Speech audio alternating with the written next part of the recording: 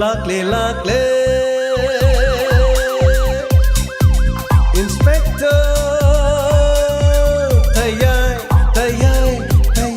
Ahan mamakta the Diamond Radio Channel gi Late Night Story Inspector Tayay tabiri bisingbu James Hagrizona taramnok chubgaloinana ikop nona khurumjari ngasi mu puduna laksari Inspector Tayay chani yankhai shuba tangkak sandokchari ba thoromasi hauzik hingliba natraga laikhidraba kanagumbaga Karigumba hiram amatada mari lenazadi. Wari singasi wakalna sagatchabani. Masida lakpa wakat aikoina lokjaba ngamjaro. Loina na Diamond Radio gi Inspector Tayay. Ahan ba tangkaktagi matang sandok sarakada ngasidi sanige yankai shuba tangkak yokjari. Masigidamag Diamond Radio gi Inspector Tayay bu sogot piriba. Loina na tabiriba singbu. Diamond Radio gi maikadigi James Hagrizamna amukahna hanna thagachari. Ngarangi tangkakta tabikre Lalita Yumgi mau amakak loina na mahaki mapureba Rohen loina na makubok khamba amadi manembok sambina mamono pi Lalitabu yamna tathi tawaine tawi imung adu da Lalita natabi Dr. Nupi amabu mokoina mamau oina bo hanaki adubu yum adu da machano parohena Lalita pu salakpati ning bakaiki masigi matungda lohongma matung chahi ama pharaka doroba phawbada Lalita bu onaiba tokhiramde asigu mathong asina mapureba suma thayamna saki masigi matungda lekai gi miyoi amana police station da Lalita yumda mai thajaduna sire haiba pau pirakhibadigi Inspector Tayay amadi mahaki team mafam adu dalaktuna investigation hauki pabung yo mafam da chumman adubu ai case asi mina hatpani haibade in haitri imong asida imana postmortem to haningda baduga pabung khoida khoina taisan bagi mowong da hana khanbiri badu madu kari marungi noi khangjadi anyway pabung no fana haibor masu ya sir Tauxi sir, kerosene sir. Okay. Ima koi mungsi gas na sak thongi ko. Thongi bungo. Gas ka mato walhan ba nati di bungo. No matane gas ka si mongon da lawru chogan hai ba nati da. Ai khoi na ne imung si da gas cylinder ga se ani ohum ni thammi ba. Oh. Yauna pai. Gas na sak phajana thongi ba ko. Adu di imung sigi kerosene season na ba Mechinji karino. Haibadi kerosene ngangba generator, kerosene gi stove, karino season abirise. Kerosene gi mathau di laite dai bungo.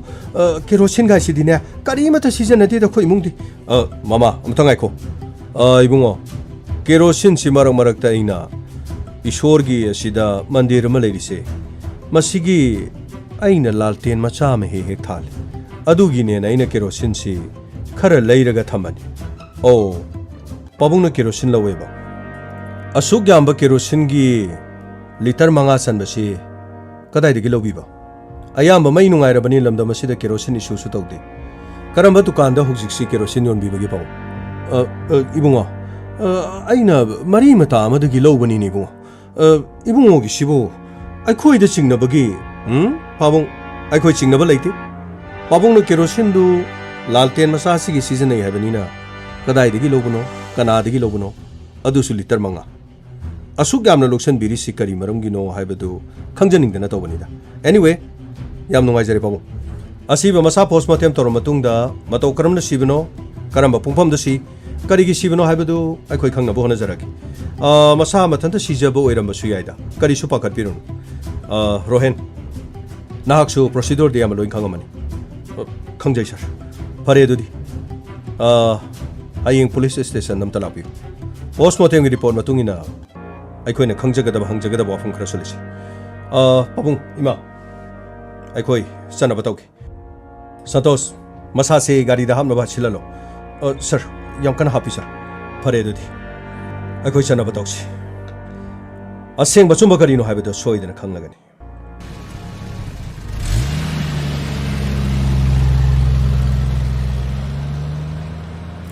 Asomna Inspector Tayay mahak satkiram. Amadi mathangi numita.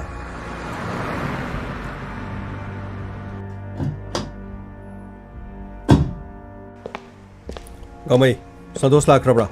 Sir, Santos lakrai sir. Sir bo hanglamani sir. Yare. Aigi ka da sangalo. Hangani sir. Adu sir. Ngarangi kesi bo sir. Kari no warangu da mangi sir. Gamai, hai bungamdri. Singnabadi mungo du dale du bo. Evidence laite aina khan bada sada 85% ꯗꯤ ꯏꯃꯨꯡꯗꯨꯅ ꯇꯧꯕ ꯑꯣꯏꯒꯅꯤ ꯈꯜꯂꯤ ꯍꯧꯖꯤꯛ ꯐꯥꯎꯒꯤꯗꯤ ꯑꯩꯈꯣꯏꯅ ꯀꯔꯤꯃꯠꯇ ꯍꯥꯏꯕ ꯉꯝꯗ꯭ꯔꯤ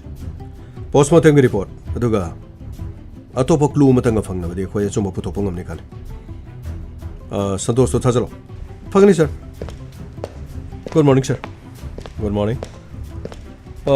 ꯔꯥꯖꯦꯟ ꯃꯊꯥ ꯁꯥꯈ꯭ꯔꯦ ꯀꯔꯤ ꯍꯥꯏꯒꯗꯕꯅꯣ ꯈꯪꯗꯦ ꯍꯟꯗꯛꯀꯤ ꯀꯦꯁ ꯑꯁꯤꯅ ꯑꯃꯨꯛ ꯃꯁꯥ ꯃꯊꯟꯇ ꯁꯤꯖꯕ ꯑꯣꯏꯒꯗꯧꯔꯤꯔꯥ ꯑꯗꯨꯒ ꯃꯇꯧ ꯀꯔꯝꯅ ꯁꯤꯔꯤꯕꯅꯣ ꯍꯥꯏꯕꯁꯤ ꯈꯪꯕ ꯉꯝꯃꯣꯏꯗꯣ ꯏꯃꯨꯡ ꯑꯗꯨꯒꯤ ꯃꯑꯣꯡ ꯃꯇꯧꯒꯤ ꯈꯜꯂꯨꯔꯕꯗꯤ ꯑꯩꯒꯤ ꯃꯤꯠꯌꯦꯡꯗꯗꯤ ꯏꯃꯨꯡꯗꯨꯒꯤ ꯈꯨꯠ ꯁꯣꯏꯗꯅ ꯌꯥꯎꯒꯗꯕ ꯃꯥꯜꯂꯦ ꯑꯗꯨꯕꯨ ꯌꯦꯡꯕ ꯇꯥꯔꯦ ꯁꯔ ꯑꯝꯇ ꯆꯪꯖꯔꯒꯦ ꯁꯟꯇꯣꯁ ꯆꯪꯉꯣ ꯆꯪꯉꯣ ꯁꯔ ꯁꯤꯗ ꯂꯩꯖꯔꯤ ꯁꯔ ꯄꯣꯁꯃꯣꯔꯇꯦꯝꯒꯤ ꯔꯤꯄꯣꯔꯠ ꯁꯤꯗꯤ ꯁꯨꯁꯥꯏꯠ ꯅꯠꯇꯦ ꯍꯣꯏ ꯁꯔ ꯃꯥꯒꯤꯁꯦ ꯁꯨꯁꯥꯏꯠꯇꯤ ꯃꯥꯟꯗ꯭ꯔꯦ ꯁꯔ ꯑꯗꯨꯕꯨ ꯁꯔ ꯊꯧꯗꯣꯛꯁꯤꯕꯨ ꯀꯅꯥꯅ ꯑꯣꯏꯔꯝꯕ ꯌꯥꯕꯒꯦ ꯁꯔ ꯁꯟꯇꯣꯁ ꯍꯥꯏꯕ ꯉꯝꯗꯦ ꯃꯈꯧꯔꯤ ꯃꯦꯠꯂꯒ ꯍꯥꯠꯂꯦ ꯍꯥꯏꯕꯅꯤꯅ ꯃꯈꯧꯔꯤ ꯃꯦꯠꯄ ꯃꯤ ꯑꯃꯗꯤ ꯁꯣꯏ ꯂꯩꯔꯝꯃꯅꯤꯗꯅ ꯏꯃꯨꯡꯗꯨꯒꯤ ꯃꯤꯑꯣꯏ ꯀꯅꯥꯅ ꯑꯣꯏꯔꯝꯒꯅꯤ ꯅꯠꯇ꯭ꯔꯒ ꯏꯃꯨꯡ ꯑꯗꯨꯒꯤ ꯃꯤ ꯁꯨꯡꯒꯥꯎ ꯒꯥꯎꯗꯅ ꯃꯤ ꯂꯩꯇ꯭ꯔꯤꯉꯩꯒꯤ ꯇꯂꯛ ꯑꯃꯗ ꯅꯨꯄꯤꯗꯨ ꯃꯈꯧꯔꯤ ꯃꯦꯠꯂꯒ ꯍꯥꯠꯂꯒ ꯃꯁꯥ ꯃꯊꯟꯇ ꯁꯤꯖꯕ ꯃꯥꯟꯅꯅꯕꯒꯤ ꯄ꯭ꯂꯥꯟꯁꯦ ꯅꯤꯡꯊꯤꯖꯅ ꯇꯧꯕꯁꯨ ꯃꯥꯜꯂꯤ ꯑꯃꯔꯣꯝꯗ ꯏꯃꯨꯡ ꯑꯗꯨꯗ ꯑꯣꯏꯔꯤꯕ ꯃꯑꯣꯡ ꯃꯇꯧ ꯑꯗꯨꯒ ꯍꯥꯏꯔꯗꯤ ꯅꯨꯄꯤ ꯑꯁꯤꯕꯨꯗꯤ ꯃꯈꯣꯏꯅ ꯅꯨꯡꯁꯤꯕꯗꯤ ꯃꯥꯟꯗꯦ ꯑꯦꯅꯤꯋꯦ ꯋꯥꯍꯪ ꯄꯥꯎꯍꯪꯂꯒ ꯈꯪꯒꯅꯤ ꯁꯔ ꯀꯔꯤꯝꯇ ꯍꯪꯖꯒꯦꯕ ꯁꯔ ꯀꯩꯗꯧꯔꯦ ꯉꯝꯃꯣꯏ ꯑꯁ ꯁꯔ ꯃꯈꯣꯏꯒꯤ ꯃꯃꯥ ꯃꯄꯥ ꯑꯗꯨꯒ ꯁꯔ ꯃꯈꯣꯏ ꯑꯇꯣꯞꯄ ꯉꯥ ꯌꯣꯟꯕ ꯈꯣꯠꯄ ꯀꯔꯤꯅꯣ ꯃꯩꯗ ꯂꯧꯕ ꯈꯣꯠꯄꯒꯤ ꯊꯕꯛꯀ ꯇꯧꯕ ꯖꯥꯠꯂ ꯁꯔ ꯌꯥꯝꯅ ꯑꯣꯟꯊꯣꯛꯅ ꯐꯖꯅ ꯍꯩꯅ ꯇꯧꯈ꯭ꯔꯦ ꯍꯥꯏꯇꯥꯔꯦꯅꯦ ꯁꯔ ꯀꯔꯤꯅꯣ ꯃꯤꯗꯨꯕꯨ ꯃꯨꯟꯕ ꯃꯈꯩ ꯂꯧꯕ꯭ꯔꯥ ꯀꯩꯅꯣꯝ ꯇꯧꯏꯅꯦ ꯁꯔ ꯀꯩꯅꯣ ꯀꯪꯃꯩ ꯅꯪ ꯍꯥꯏꯗꯨꯕꯣ ꯁꯔ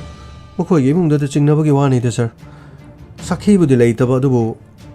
ꯀꯔꯤꯅꯣ ꯑꯁ ꯑꯩꯗꯤ ꯈꯔꯁꯨ ꯍꯪꯒꯣꯏꯕꯅꯦ ꯈꯔꯁꯨ ꯀꯤꯕꯅꯦ ꯁꯔ ꯑꯩꯗꯤꯀꯣ ꯉꯥ ꯑꯔꯧꯕ ꯁꯥ ꯑꯔꯧꯕ ꯀꯥꯏꯗꯤ ꯑꯩ ꯄꯨꯟꯁꯤꯗ ꯆꯥꯔꯔꯣꯏ ꯁꯔ ꯉꯥꯏꯈꯣꯅꯤ ꯒꯥꯡꯃꯩ ꯋꯥꯐꯝꯗꯨ ꯑꯃꯔꯣꯝ ꯆꯠꯈꯤꯗꯣꯔꯦꯅꯦ ꯁꯣꯔꯤ ꯁꯔ ꯉꯔꯥꯡꯒꯤ ꯃꯩ ꯊꯥꯕꯗꯨꯗ ꯂꯣꯏꯅ ꯃꯨꯜꯂꯝꯕꯗꯨꯗ ꯁꯔ ꯅꯨꯡꯁꯨ ꯅꯨꯡꯉꯥꯏꯇꯦ ꯁꯔ ꯀꯅꯥꯅꯕꯨ ꯅꯨꯡꯉꯥꯏꯒꯅꯤ ꯃꯩꯅ ꯊꯥꯕꯕꯨ ꯑꯁ ꯀꯤꯗꯤ ꯀꯤ ꯑꯁꯤꯅꯤꯀꯣ ꯑꯩꯈꯣꯏꯅ ꯂꯩꯕꯥꯛꯇ ꯐꯨꯝꯕꯁꯦ ꯑꯁ ꯃꯩ ꯊꯥꯕꯗꯨꯗꯩꯗꯤ ꯌꯥꯝꯅ ꯀꯤꯕꯀꯣ ꯁꯔ ꯌꯥꯔꯦ ꯌꯥꯔꯦ ꯒꯥꯡꯃꯩ ꯁꯔ ꯒꯥꯔꯤ ꯑꯃ ꯂꯥꯛꯈ꯭ꯔꯦ ꯁꯔ ꯂꯥꯛꯁꯟ ꯔꯣꯍꯦꯟ ꯅꯠꯇ꯭ꯔꯒ ꯃꯃꯥ ꯃꯄꯥ ꯑꯣꯏꯕ꯭ꯔꯥ ꯌꯦꯡꯉꯨ ꯀꯅꯥꯅꯣ ꯌꯦꯡꯉꯨ ꯐꯒꯅꯤ ꯁꯔ ꯁꯔ ꯑꯁꯤꯗꯤ ꯀꯔꯤꯅꯣ ꯃꯣꯏꯒꯤ ꯃꯃꯥꯒ ꯃꯄꯥꯒ ꯔꯣꯍꯦꯟꯒꯅꯤ ꯁꯔ ꯃꯃꯥꯒ ꯃꯄꯥꯒ ꯍꯥꯏꯕꯗꯤ ꯁꯔ ꯀꯔꯤꯅꯣ ꯉꯔꯥꯡ ꯀꯦꯔꯣꯁꯤꯟ ꯃꯩ ꯊꯥꯔꯒ ꯍꯥꯠꯄ ꯍꯥꯏꯕ꯭ꯔꯥ ꯁꯤꯕ ꯍꯥꯏꯕ꯭ꯔꯥ ꯇꯧꯕꯗꯣ ꯆꯪꯒꯅꯣ ꯐꯒꯅꯤ ꯁꯔ ꯁꯣꯝꯗ ꯆꯪꯈꯤꯌꯣ ꯁꯔ ꯁꯣꯝꯗ ꯂꯩꯌꯦ ꯂꯥꯛꯈꯤꯌꯣ ꯏꯕꯨꯡꯉꯣ ꯂꯥꯛꯀꯦ ꯁꯣꯝꯗ ꯂꯩꯌꯦ ꯆꯪꯈꯤꯌꯣ ꯏꯕꯨꯡꯉꯣ ꯏꯟꯁꯄꯦꯛꯇꯔ ꯑꯝꯇ ꯆꯪꯖꯔꯛꯀꯦ ꯌꯥꯅꯤ ꯄꯥꯎ ꯆꯪꯕꯤꯔꯣ ꯁꯣꯝ ꯆꯪꯕꯤꯔꯣ ꯐꯥꯗꯣ ꯐꯝꯕꯤꯌꯨ ꯐꯅꯤ ꯏꯕꯨꯡꯉꯣ ꯍꯧꯖꯤꯛꯄꯨ ꯀꯦꯁ ꯑꯁꯤꯒꯤ ꯃꯇꯥꯡꯗ ꯀꯔꯤ ꯂꯪꯂꯥ ꯂꯪꯖꯤꯟ ꯐꯪꯉꯕꯒꯦ ꯑꯩꯈꯣꯏꯕꯨ ꯀꯝꯄ꯭ꯂꯦꯟ ꯑꯃ ꯇꯧ ꯍꯥꯏꯖꯕꯗꯨꯒꯤ ꯌꯥꯝꯅ ꯐꯔꯦ ꯂꯥꯛꯄꯤꯕ ꯔꯣꯍꯦꯟ ꯁꯣꯝꯗ ꯆꯪꯁꯟꯕꯤꯔꯣ ꯔꯥꯖꯦꯟ ꯃꯥꯒꯤ ꯀꯝꯄ꯭ꯂꯦꯟꯗꯣ ꯑꯝꯇ ꯏꯌꯨ ꯐꯅꯤ ꯁꯔ ꯀꯦꯁ ꯑꯁꯤꯒꯤꯗꯤ ꯍꯧꯖꯤꯛ ꯐꯥꯎꯕ ꯀꯔꯤꯒꯨꯝꯕ ꯂꯪꯂꯥ ꯂꯪꯖꯤꯟ ꯑꯃꯠꯇ ꯂꯩꯇ꯭ꯔꯤ ꯑꯗꯨꯕꯨ ꯑꯩꯈꯣꯏꯅ ꯈꯪꯖꯅꯤꯡꯕ ꯑꯃꯈꯛꯇꯤ ꯀꯔꯤꯒꯤꯗꯃꯛꯇ ꯂꯂꯤꯇꯥꯅ ꯁꯤꯔꯤꯕꯅꯣ ꯍꯥꯏꯕ ꯋꯥꯐꯝꯁꯤ ꯁꯤꯕꯒꯤ ꯑꯇꯣꯞꯄ ꯃꯔꯝ ꯑꯃ ꯂꯩꯕ꯭ꯔꯥ ꯏꯃꯨꯡ ꯃꯅꯨꯡ ꯈꯟꯅꯕ꯭ꯔꯥ ꯅꯠꯇ꯭ꯔꯒ ꯑꯩꯈꯣꯏꯅ ꯈꯪꯗꯕ ꯀꯔꯤ ꯂꯩ ꯍꯥꯏꯕꯗꯣ ꯃꯗꯨꯒꯤ ꯆꯞ ꯆꯥꯕ ꯋꯥꯐꯝ ꯑꯃꯗꯤ ꯑꯩꯈꯣꯏꯅ ꯈꯪꯖꯅꯤꯡꯕ ꯏꯕꯨꯡꯉꯣ ꯑꯩ ꯀꯩꯅꯣꯝꯇ ꯍꯥꯏꯖꯒꯦ ꯏꯃꯧ ꯅꯨꯄꯤꯁꯦ ꯍꯥꯏꯗꯣꯛꯄꯗꯕꯨꯗꯤ ꯀꯌꯥ ꯐꯖꯗ꯭ꯔꯕ ꯏꯕꯨꯡꯉꯣ ꯑꯩꯈꯣꯏꯅ ꯆꯤꯡꯅꯕ ꯑꯃꯗꯤ ꯑꯗꯨꯝ ꯂꯩꯕ ꯏꯃꯥ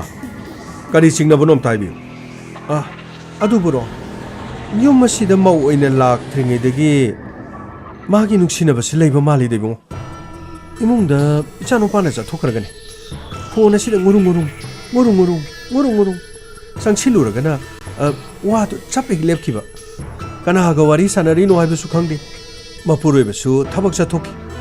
ꯑꯩꯈꯣꯏꯅ ꯑꯍꯜ ꯑꯣꯏꯔꯕꯅꯤꯅ ꯃꯤꯠ ꯅꯥ ꯈꯔ ꯅꯨꯡꯉꯥꯏꯇꯕꯅꯤꯅꯅꯦ ꯆꯤꯡꯅꯕ ꯂꯩꯔꯕꯁꯨ ꯑꯩꯈꯣꯏꯗꯤ ꯀꯔꯤꯃꯠꯇ ꯍꯥꯏꯕ ꯉꯝꯕ ꯅꯠꯇꯦꯗ ꯏꯕꯨꯡꯉꯣ ꯀꯔꯤ ꯍꯥꯏꯒꯗꯕꯅꯣ ꯈꯪꯗꯦꯗ ꯏꯃꯥꯅ ꯍꯥꯏꯕꯤꯅꯤꯡꯉꯤꯁꯤ ꯑꯗꯣꯝꯒꯤ ꯏꯃꯧꯅꯨꯄꯤ ꯂꯂꯤꯇꯥ ꯃꯄꯨꯔꯣꯏꯕ ꯂꯩꯅ ꯃꯥꯒꯤ ꯑꯅꯤꯡꯕ ꯑꯄꯥꯝꯕ ꯇꯧꯏꯁꯤꯅꯤꯅꯦ ꯏꯕꯨꯡꯉꯣ ꯃꯗꯨ ꯍꯥꯏꯒꯗ꯭ꯔꯥ ꯀꯔꯤ ꯍꯥꯏꯗꯣꯏꯅꯣ ꯈꯪꯗ꯭ꯔꯦꯅꯦ ꯏꯃꯥ ꯑꯁꯦꯡꯕꯁꯤꯡ ꯌꯥꯝ ꯊꯨꯅ ꯍꯥꯏꯗꯣꯛꯄꯤꯕ ꯌꯥꯝꯅ ꯀꯥꯟꯅꯒꯅꯤ ꯊꯣꯛꯂꯤꯕ ꯊꯧꯗꯣꯛꯁꯤꯒꯤ ꯃꯇꯥꯡꯗ ꯏꯃꯨꯡ ꯃꯅꯨꯡꯗ ꯆꯤꯡꯅꯕꯗꯤ ꯑꯗꯨꯝ ꯂꯩꯔꯦ ꯍꯥꯏꯕꯁꯤ ꯍꯧꯖꯤꯛ ꯐꯥꯎꯒꯤꯗꯤ ꯃꯁꯤꯅꯤ ꯀꯅꯥꯅ ꯀꯔꯤꯒꯤꯗꯃꯛꯇ ꯍꯥꯠꯄ ꯍꯥꯏꯕꯗꯨꯗꯤ ꯑꯩꯈꯣꯏꯒꯤ ꯏꯟꯚꯦꯁꯇꯤꯒꯦꯁꯟꯒꯤ ꯃꯇꯨꯡ ꯏꯟꯅ ꯂꯣꯏꯅꯃꯛꯇꯤ ꯈꯪꯉꯛꯀꯅꯤ ꯆꯦꯟꯕꯗꯤ ꯀꯔꯤꯃꯠꯇ ꯌꯥꯔꯣꯏ kitang di thiengbasu yai adubu achumba haibasini lotpian kari nuguma haibisibo hariba thodoksi ai khoina pangthokpani haibasira pabung chingnaba haibadudi ai khoi police ki di thong chingnadrabadi singma tholoi aduga kari gi damak to mongna ha mana masa su yaudribi mayum panba kuidribi nupi imung manung da kerosin hijindru mai thaga doribano magi pendaba ma dile pamthu ahan bade khoina ta kibadadi imung manung sida leriba mane maikuga ngahak leitana wangang nei masina maram oraga lalita na sijabagi maram ama oiga doribana natragana atopa maram ama ai khoina khangdaba imung manung na so khoida haidoktaba masini khoina khalibasi ibungo na ne khangdaba khara leire ibungo aina nga saina haikri doni ne ai khoi mong nu pisi atopa nupa na haga mari leina baduda nupa duna pendaba khotaba mana haibada yadaba khotaba tobudagi imungda sangaga haliza lamia ima se sinpham onarin police oiga dawni ima na harido soidan oiram yai adongi imung aduda ima su leire pabung leire leikai leire masak khangdaba lamlan bam sangaga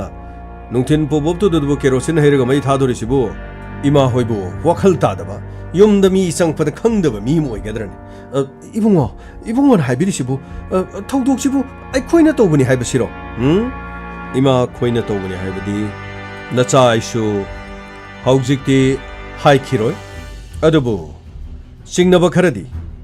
siyengbiu postmortem report asida mai thaduna sidringeda nupi ase khauri melaga hatki kari khauri melaga ibungo noigi madugi report to lalamgani da computer yadaba karino machine yadaba gorumani da khara section amuktu yenguda matau karamna makhauri melaga kanara hatka doribano ne masada mai tharagabu masa mathada makhauri mepe yagadra babung postmortem report ta yamna lubo wafam amakhak le masana masabu mai thajaba mi ayamba mahakna sidringeda masadagi chaklakpa maikhu adu mahak masana sor honjingani sor honjeleba maikhu adu lungs ta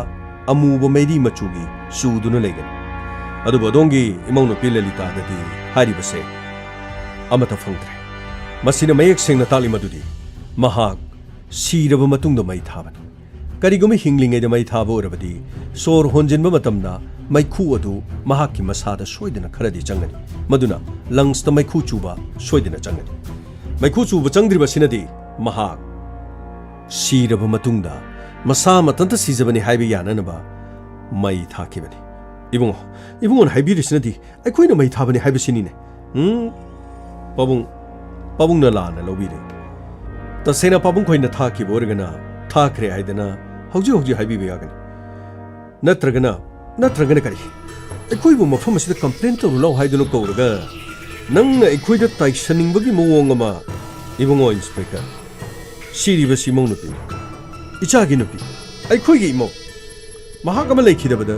aikhoisu thamoi nungda nungaitaba fauribani makoigi mama mapana sita kabliba makoigi mama mapana aikhoida kariguma migeng amata chingnaba mata kariguma pendaba mata leiti pendrabadi makoigi maikaidagi sukhara haifam ditoi makoina mafam asida laktuna complaint torom labra haisibo pabung yamna singba mine khangje complaint tawba tawdaba postmortem report gi aikhoina khangba ngami madudi lalita mai thaduna mahak masa asi tumkhibo orabasu mai thadringe gi mamanga makhauri metki haibasidi postmortem report nadi mina mangangoi pabung masigi investigation aikoi chapchana toki karim to wabirun mara leibasing adudi akoi soidana bothok ibungo ai khangba ma leire ai na haijaba ai gi monu pise atopa nupa ga masi mari leina bajani de bungo mana muru tawdana wari sanari basingdubu isa nupa da ino wari sanabra hangada isa nupa na madi duty tori wari sanakiba leite masi ngakani bungo madi adumaina tawdana mari leina baduda karino makhoi saunadana khotana tawbadagi natragai bungo imung manung khangnarakba yaudana nupi angang leiba miga khangnabadagi wayamnarak tare hedana aikhoini imung aduda tumina leringeda makhori mechalaga aikhoi khangdringeda thao hijalaga mai tharaga chatkhra bajala mi bungo ima thao hijalaga mai tharaga chatkibadudi kana ama to oiraro karino haisu bi bungo thao adudi pabunggi lai khurambagi thawni haidain adongi imungda leba thawbu lamlanba aduna kadai da thammi haibadu mana khangdana adongi namono pide thao do hijanga doribana thao do pabungna lai khurambagi thawni hairabanina thao adudi soidena imung adugi oirani dana kare haige pabung thao adudi pabungna leibani haidain ibunga inspector nang nei khoibo aran ba tahanana ba yamna kan honari chumi thao ado ine leibani adubu aigi mongnu pine thao do mahaki kada thambo iramba su yaina thao bu aina leiru haidana aigi tumphung kada aina thamgadro aigi mongnu pine thao do mahangna hek sijanabani na imung adu da mafam chana thambadagi mi aduna sanga ga ma bu hana bu honabada thao gi pipa du budagi madu mahana sijanabo iramba se yam nungai imana hodo po wafam amada wari ase asengwa thokpagi monga pabungna makha samdaraga asengba manaba yamna kan honari fare rohen nangi moti kari le mahakpu strangulation kauri merpane haibase postmortem hai siba sisu mai thadri da siba mai thari basidi mahakna siraba matungda mai thabane nangi kari haningba sir aidi yumda leijawdabani na tasina aidi kari mata khangba ngamjatri rohen nangni yumda leiba masung leitabagi wafam nati nangi nupina siriba sigi maram si kari maram no ubi nanga khanaba nangi inemuko ga khanaba natraga atopa magi aron by affairs imana haribasi nang chingnaba leibro sir aidi lalita da kari go chingnaba mata leiti aduba sir ngehak leita imaga pabung hek onsina dun khanaba duda ai sumadudi pamda badagi monda ngangkiba saikibadile aduba sir imung amada leminaba nupa nupi haibasidi kari go thodok masa da aduma khane adubu masina hatpa tupa amadi amana amagi punsi mangna namagi di pakhona ro hena khali Mr. Rohen mi amana khanba wakhan mi amana pakhan mangamo mahaki kari aning ba pamba leiba aikoina khangma ngamo adubu crime tawriba mi singna mahana tawriba thaba do khwaidigi afabani khalaga tawba ngaktan pare haujikidi Rohen imaga pabunga puruga chatpi biyarni postmortem report ki matungda strangulation kauri melaga hale harabanina kauri meli basi kanano haibadu koina muthi batare aduga mahaki phone gi call details record kanaga wari sane tasirama topa nupa ga mahag affairs ler mataragadi soidena maki mahaki phone call dagi khangan madu leram lagana maduda chenari bamiyo singa de koi fagalu wahung pangani aduga mahaki phone da atopa number yawromdraba adurabadi yare haujigidi yobiro karino ni bungon haisibo nakoina mi hatpa puthokpa ngamdraga imung manungda taisingi haribro ha ibungo adu maina di tawnuda nakoi police tinaba imung manung maru mapangai si kari mata khande do hek tawida koi bungo imung manungda taisandradi nakoi tigat phangamdrabro nakoi ngamdragana atopa police station da chalaga aikoi chu complaint do tawruni dana tangai bi khoima aikoina thengnarakhiba case khodimakta aikoina kok ngawba khangdaba haiba makhang adubu ima khoigi case idi pangkui kuidong man karino ne haisibo thenglabada ngasi gumba asing makhanggadaba man kaino ne case asi loidringeda ima pabung amadi rohen yum thadokuna chapera aduga adongi yumda aikhoigi police team sangduna legani karino haidu bibungo ha karino nangi sibu aikhoida aran basi hektamak ta halage hari bro yumda police na aikhoibu koina gaksilaga yumdagi mapan tholoi doriba aikhoibu aran ba tahanga doriba makoina mi harpa puthokpa ngamdraga aikhoidu onsen dorimi moi pabungo karino mata toksemi karino ba tokdorisibo mama tawningba toksan mi harpa puthokpa ngamdraga aikhoida taisale haiduna aikhoina muk press conference to batare dana sana batoksi rohen law chalu ke inspector yani ningthi jana phajana chapiu wakhal leitana phajana leibiu case asidi aruba nateda imung amada mi ohum leiraga makhori melaga haladi imung adu da leiba mina hatpa natraga kanana halibano mahaki nungsinabana halibra mahaki phone gi call details recording aseng basingdo loina khanglagan ningsingbiu ma ima na sumi atopa ga wari sanai haibanina kanaga sanai sanade haibadu number puthok chabatare kariguma leiram lagana mihat asida yawba soidin oigani aikhoina phana honagani yobiro 여기저리 이봉 인스펙터 미 핫파도 아생부디 부탁비우고 미원다네 세란 토란디 떠비누 그야든가 미논 아이코이는 뭐코이나 핫파네 하이버수 hौ직 파우기디 하이드리 아두부 모이나 핫파나 티에드는 hौ직디 프링 총이 더우도가시다 가나나 그리 더웨 하이버두디 아이디 강을로라 사키니 레이트리베스 마틱 자바 사키 마사마탕가 레이라바디 소이드나 강나다바 sir 그리기 뭐코이 부살랑기브노 sir hौ직 파잘라가 담마가 마콩 뭐코지 마카지데 그리노 뭐코이기 WhatsApp도 수마이네 잡버가 타르가 챗 깔라디고 sir 아생머싱도 로이나 하이도거든니다 그리노 마마니나 마 야우르지나 코 이제 들어가 마섬도 쿠당 빠르가 포이트 할라가 마게 소버킨 파크도 마마에시다 쏙 틸랄라디 sir as 마야가지 하나디기 카라 놈리 토버가 아묵도도 수작 킥보다는 마야도 꼬록꼬록 로이 따라가도부도 sir 아도부가 마야디 witness samtangaina pam madudi call details record mahakanaga aron wari sane atopo nupaga marital affairs leinabra punamada loine khangad santosh sir santosh li sir magi kada sir call details record ki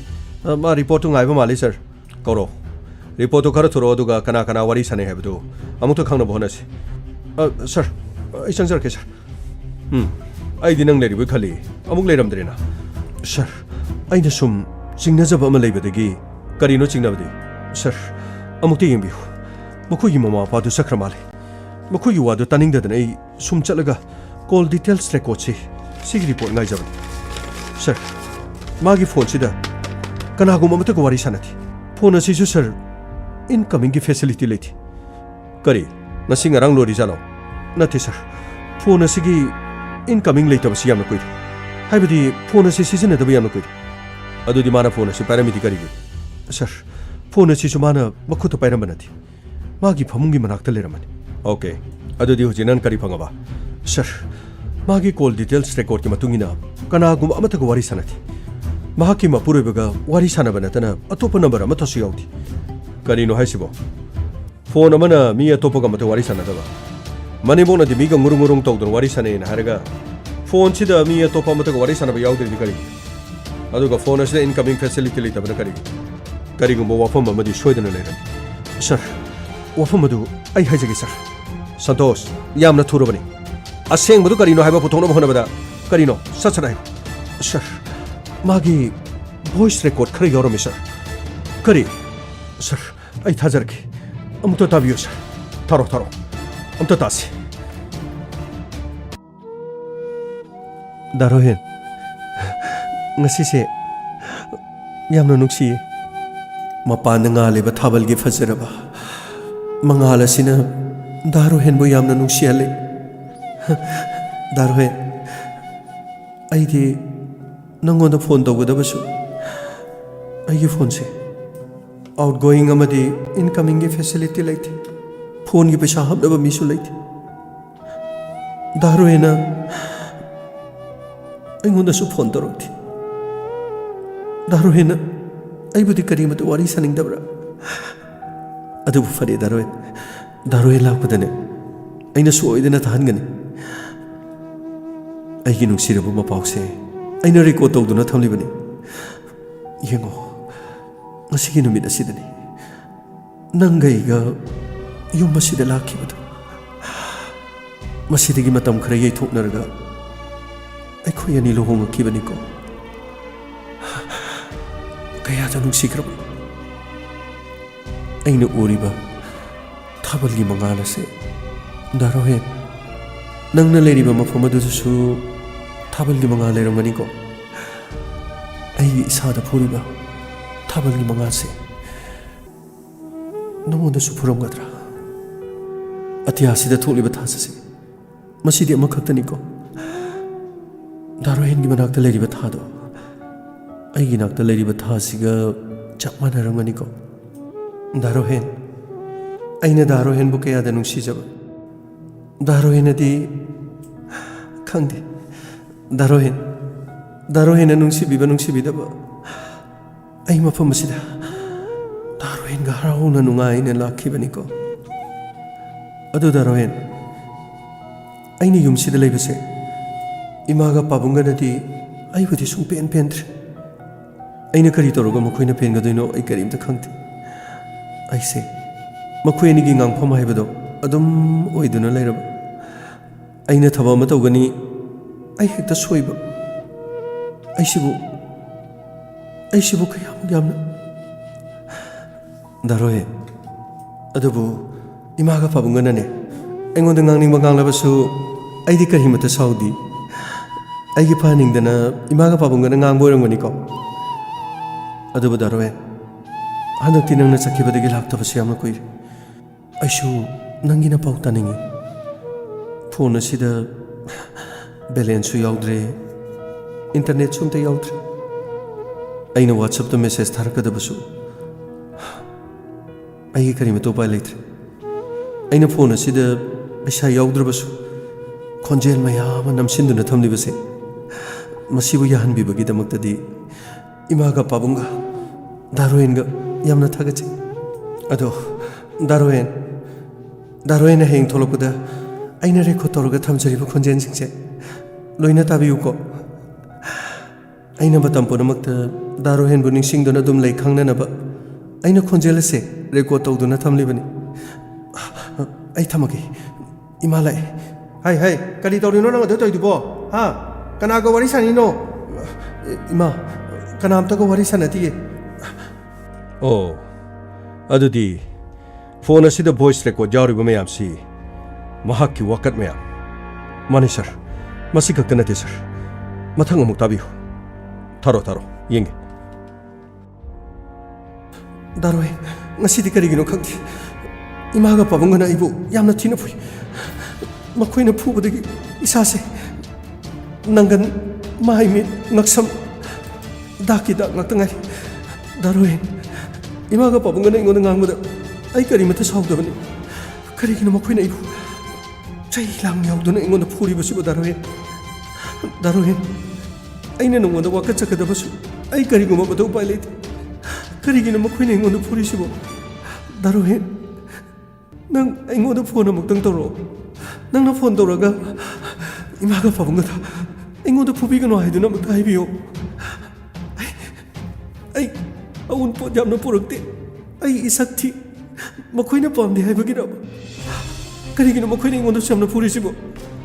ꯗꯥꯔꯣꯏ 이마가 바보인데 폰 아무도 떠비요 please 나트라가 이거는 폰 아무도 떠비로 다로해 롱나마 마뚱 낭나 잣그르가 순간 할락들이지 못 가리기나 하여 낭나 밤들가 아이 못 가리기다 못다 낭기는 비냐 하이두나 용마시다 탐디리바노 다로해 아이 함나 포리 진나 치수 이트레 다로해 아이 함나 기래 다로해 톨록보다 아이 소이드는 시름가다봐 말해 이마가 바보구나 신이 향나 튀나 보이 마닝득이나 sak상만웅 파워 삼마 슈퍼이르가 아이블 락드나 이네 먹나 이마하나 이부 찡이 아두가 빠먹나 수잉어나 쿠타이 다로해 마꾸봉나부 마닝복 마꾸봉나부 마몽노비다 빠이비하마라네 마나에게 삼다 빠이르가 마이 밑에 강등에 타절리도 거리기나 다로해 마시기다 먹더라 마시기다 먹더라 낭나 이거 요마시다 탐비라미고 다로해 낭가 먹던 통로워 다로해 아이 아무 말해 다로해 그리기는 뭐이네 이거는 보리지고 그리기는 다로해 헤이 통통래 그리기는 낭나 통로 절리도 보 까나가노 낭나 와리 사리도 보하 까나가노 비낭 와리 사리도 누빠 또보고 와리가 사라더라 헤이 총장 한통내 낭보 한토끼나 까리기노 응 낭나 통로 절리 시켜기노 응 까리기노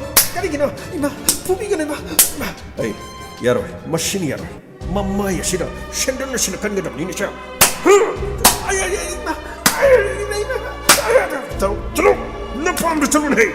밤도 들어네 뭐 asok yamna pujaydana toroba phawbada khangdana adum leine nangi nasak adu yening dabadagi ichanu padigu masida halaktraba natro 낭부 까람 깐다 착하더리노네 에이 마마 마시 파로이더리네 용 마시도 기술sel로 하비 야디네 마샤 ꯃꯈꯣꯏꯅ ꯃꯃꯧ ꯅꯨꯄꯤ ꯑꯁꯤ ꯐꯖꯅ ꯑꯣꯠꯂꯦ ꯍꯥꯏꯕꯁꯤꯗꯤ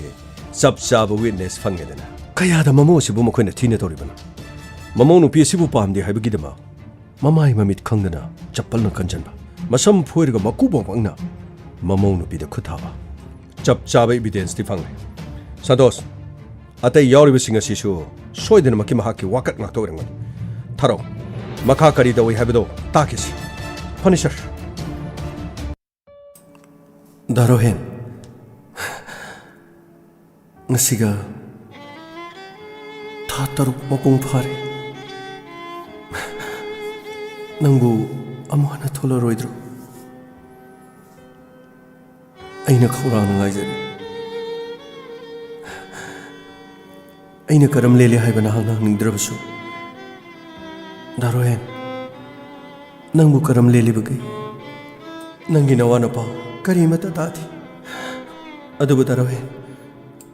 aina di nangbu miku khadingi ningsingli imaga pabunganasu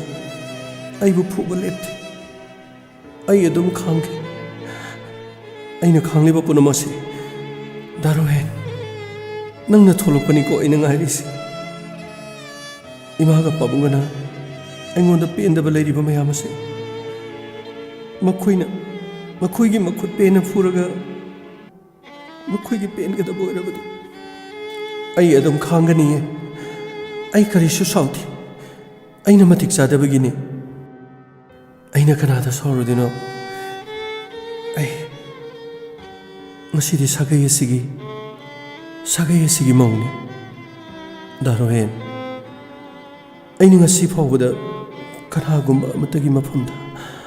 aranwa midiyeng amata ini yengkhiba leiti aidi darohen bo aigi sormakni khannuna dhamak lacharibi nahangna yumasida halakdrabasu ima pabungna aibu pambidrabasu aidi yumasida namduna lakhiba nati darohengi minungsigi thaujalado ai ngaisariye darohen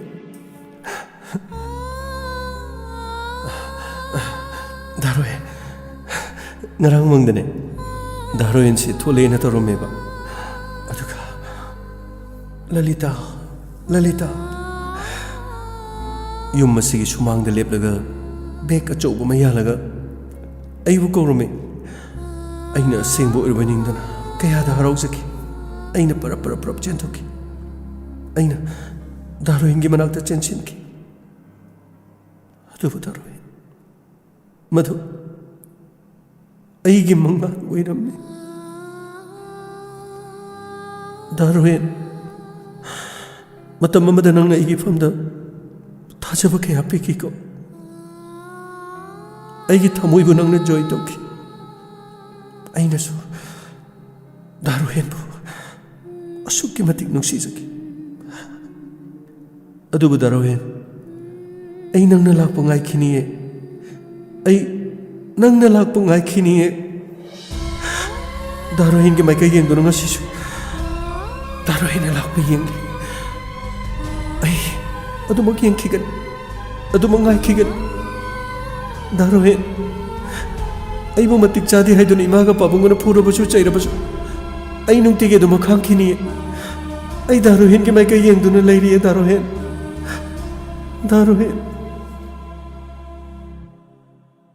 kayada phatriba imungnoni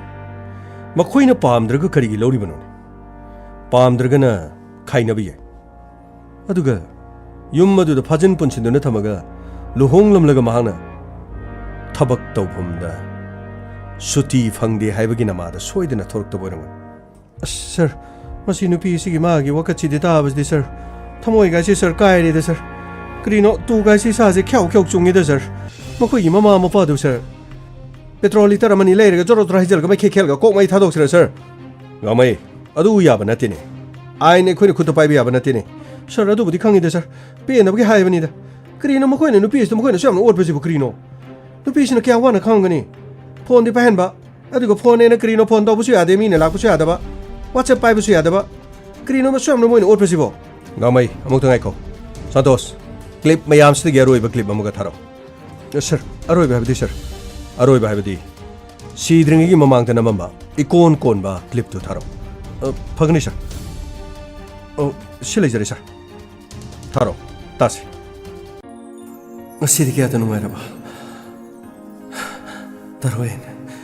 ꯅꯪꯅ ꯌꯨꯝꯗ ꯈꯪꯍꯧꯗꯅ ꯊꯣꯛꯂꯛꯄꯁꯤꯗꯤ ꯑꯩꯗꯤ ꯌꯥꯝꯅ ꯅꯨꯡꯉꯥꯏ ꯑꯗꯨꯕꯨ ꯌꯨꯝ ꯑꯁꯤꯗ ꯊꯣꯛꯂꯛꯂꯕꯁꯨ ꯑꯩꯒ ꯋꯥꯍꯩ ꯈꯔ ꯍꯥꯏꯅꯕꯒꯤ ꯇꯥꯟꯖꯥꯗꯨꯗꯤ ꯅꯪꯅ ꯄꯤꯕꯤꯗ꯭ꯔꯤ ꯑꯗꯨꯕꯨ ꯅꯪꯅ ꯆꯠꯂꯝꯗꯥꯏꯗꯗꯤ ꯑꯩꯅ ꯅꯝꯂꯤꯕ ꯈꯣꯟꯖꯦꯜꯁꯤꯡ ꯑꯁꯤ ꯈꯔꯗ ꯑꯣꯏꯔꯕꯁꯨ ꯇꯥꯍꯟꯒꯅꯤ ꯅꯪꯒꯤ ꯐꯣꯟꯗ ꯑꯩꯅ ꯕ꯭ꯂꯨꯇꯨꯠꯇ ꯀꯥꯞꯂꯕꯁꯨ ꯈꯔ ꯀꯥꯞꯁꯤꯟꯒꯅꯤ ꯑꯩꯒꯤ ꯋꯥꯐꯝ ꯑꯃꯠꯇ ꯇꯥꯕꯤꯗ꯭ꯔꯕꯁꯨ ꯃꯐꯝ ꯑꯗꯨꯗ ꯂꯩꯕ ꯃꯇꯝꯗ ꯑꯩꯅ ꯊꯥꯔꯤꯕ ꯕ꯭ꯂꯨꯇꯨꯠꯀꯤ ꯈꯣꯟꯖꯦꯜꯁꯤꯡ ꯑꯁꯦ ꯅꯪ ꯁꯣꯏꯗꯅ ꯇꯥꯒꯅꯤ ꯈꯜꯂꯤ ꯃꯐꯝ ꯑꯁꯤꯗ ꯂꯩꯔꯕꯁꯨ ꯑꯩꯒ ꯗꯥꯔꯣꯍꯦꯟꯒ ꯀꯔꯤꯒꯨꯝꯕ ꯋꯥꯍꯩ ꯑꯃꯠꯇ ꯍꯥꯏꯅꯕꯒꯤ ꯇꯥꯟꯖꯥꯗꯨꯗꯤ ꯗꯥꯔꯣꯍꯦꯟꯅꯁꯨ ꯄꯤꯗ꯭ꯔꯦ ꯗꯥꯔꯣꯍꯦꯟ ꯑꯩ ꯗꯥꯔꯣꯍꯦꯟꯕꯨ ꯌꯥꯝꯅ ꯅꯨꯡꯁꯤꯖꯕꯅꯤ ꯑꯩꯅ ꯀꯅꯥ ꯑꯃꯠꯇꯒꯤ ꯃꯐꯝꯗ ꯑꯔꯥꯟꯕ ꯆꯠꯈꯤꯕꯁꯨ ꯂꯩꯇꯦ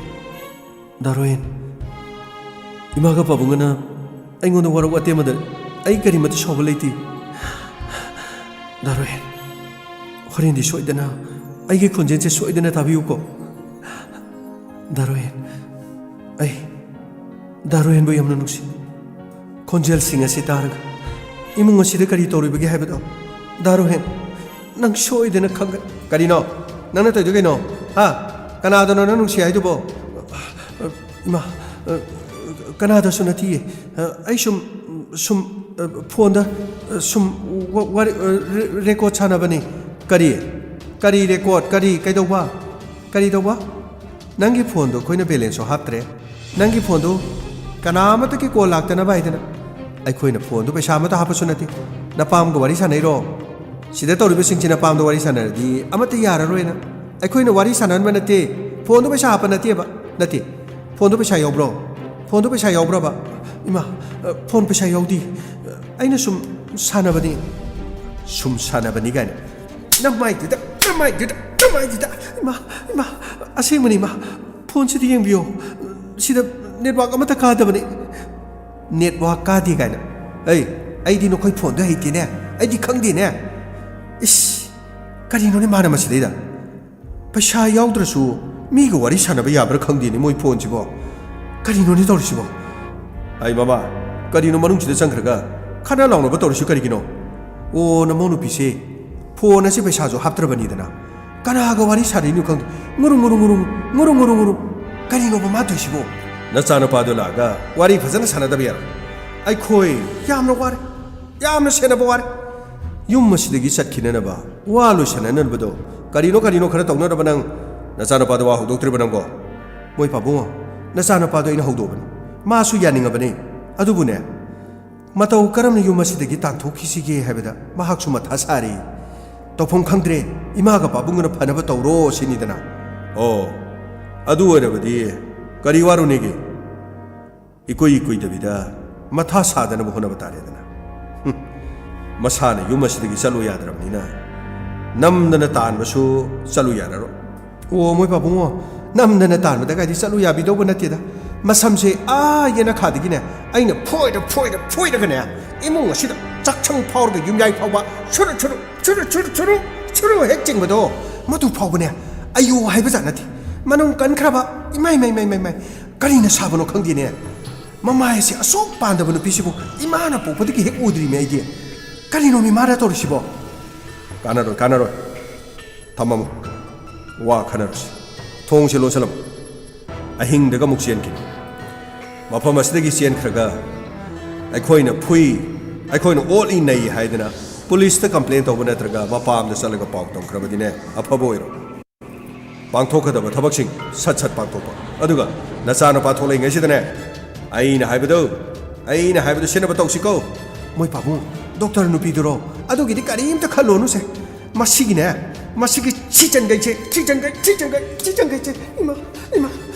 ꯃꯁꯤꯗ ꯁꯤꯈ꯭ꯔꯒ ꯐꯒꯗꯕꯅꯤ ꯁꯟꯇꯣꯁ ꯌꯥꯔꯦ ꯃꯈꯥ ꯊꯥꯔꯛ ꯊꯃꯣꯏꯁꯦ ꯄꯨꯕ ꯉꯝꯗ꯭ꯔꯦ ꯈꯥꯡꯕ ꯉꯝꯗ꯭ꯔꯦ asuk fattaba manem maku taibang pansida leiramoi makhoigi mathakta matik chaba cherak pina nanugidamak leiribu witness singasina masidagi hena matik chaba leit loisalo nakhoi kana sakadabana khara thuna chalaga makhoibu lokhalaga dandi piba thinthakhinabane sir khara thuna sase sir thongga moroka khara yaw yaroidra sir karigino gamai sir mamaga mapaga do sir mama embi to khara thugairiga thum morok to hana khara saibna faroidra sir gamai matugi matam natrene gamai sir waro bigino sir ai gi thamoi do su amna pende sir ai gi chani se orabadi sir asibo kanani ga gani sir mokoi gi macha na ti haidena bo mi gi macha nu won do sumna to wi abro ne sir hoji gi matam de sa phabo mi ole hai sir mi na kari gi sa se no mo gi sum ole kuna sir mokoi si de mi amang de ko sir mokoi se thang na khara ga le ga thum morok to tha ga sir hing na mai tha ga da bane sir gamai madu bu yara badin hana pang tholan madu to wi ya da bagini ne come on chana ba tokshi thuna phana ba tokshi gari thogro santos phani sir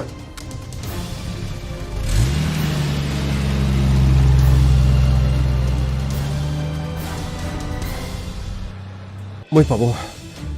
police ne na torido yamna pharoidori madi lalita ga kari mari thona bajano khangini case asida mana ꯑꯩꯈꯣꯏꯕꯨ ꯆꯤꯡꯁꯤꯟꯅꯅ ꯄꯨꯁꯤꯟꯅꯕ ꯌꯥꯝꯅ ꯍꯣꯠꯅꯔꯤꯅꯦ ꯃꯃꯥ ꯅꯪꯅ ꯊꯕꯛ ꯑꯗꯨ ꯌꯥꯝꯅ ꯂꯥꯏꯅ ꯄꯥꯡꯊꯣꯛꯄ ꯑꯃ ꯇꯧꯈ꯭ꯔꯦ ꯑꯩꯅ ꯊꯥꯎꯒꯤ ꯄꯤꯄꯥ ꯑꯗꯨ ꯄꯨꯁꯤꯜꯂꯛꯎ ꯍꯥꯏꯕꯁꯨ ꯅꯪꯅ ꯄꯨꯁꯤꯜꯂꯛꯇꯦꯗꯣ ꯊꯥꯎꯒꯤ ꯃꯔꯝꯗꯕꯨ ꯇꯛꯈꯠꯂꯤꯗꯣꯔꯦꯗꯅ ꯏꯃꯨꯡ ꯑꯁꯤꯗ ꯀꯔꯤ ꯊꯥꯎ ꯁꯤꯖꯤꯟꯅꯕꯒꯤ ꯍꯪꯂꯕꯁꯨ ꯅꯪꯅ ꯁꯤꯖꯤꯟꯅꯗꯦ ꯑꯃꯨꯛ ꯍꯥꯏ ꯑꯩꯅ ꯂꯥꯜꯇꯦꯜ ꯁꯤꯖꯤꯟꯅꯩ ꯑꯃꯨꯛ ꯍꯥꯏ ꯃꯗꯨꯗꯒꯤ ꯈꯖꯤꯛ ꯆꯤꯡꯅꯕ ꯍꯧꯈ꯭ꯔꯕꯅꯤ ꯏꯃꯥ ꯄꯥꯕꯨꯡ ꯍꯟꯗꯛꯀꯤ ꯃꯇꯥꯡꯁꯤꯗ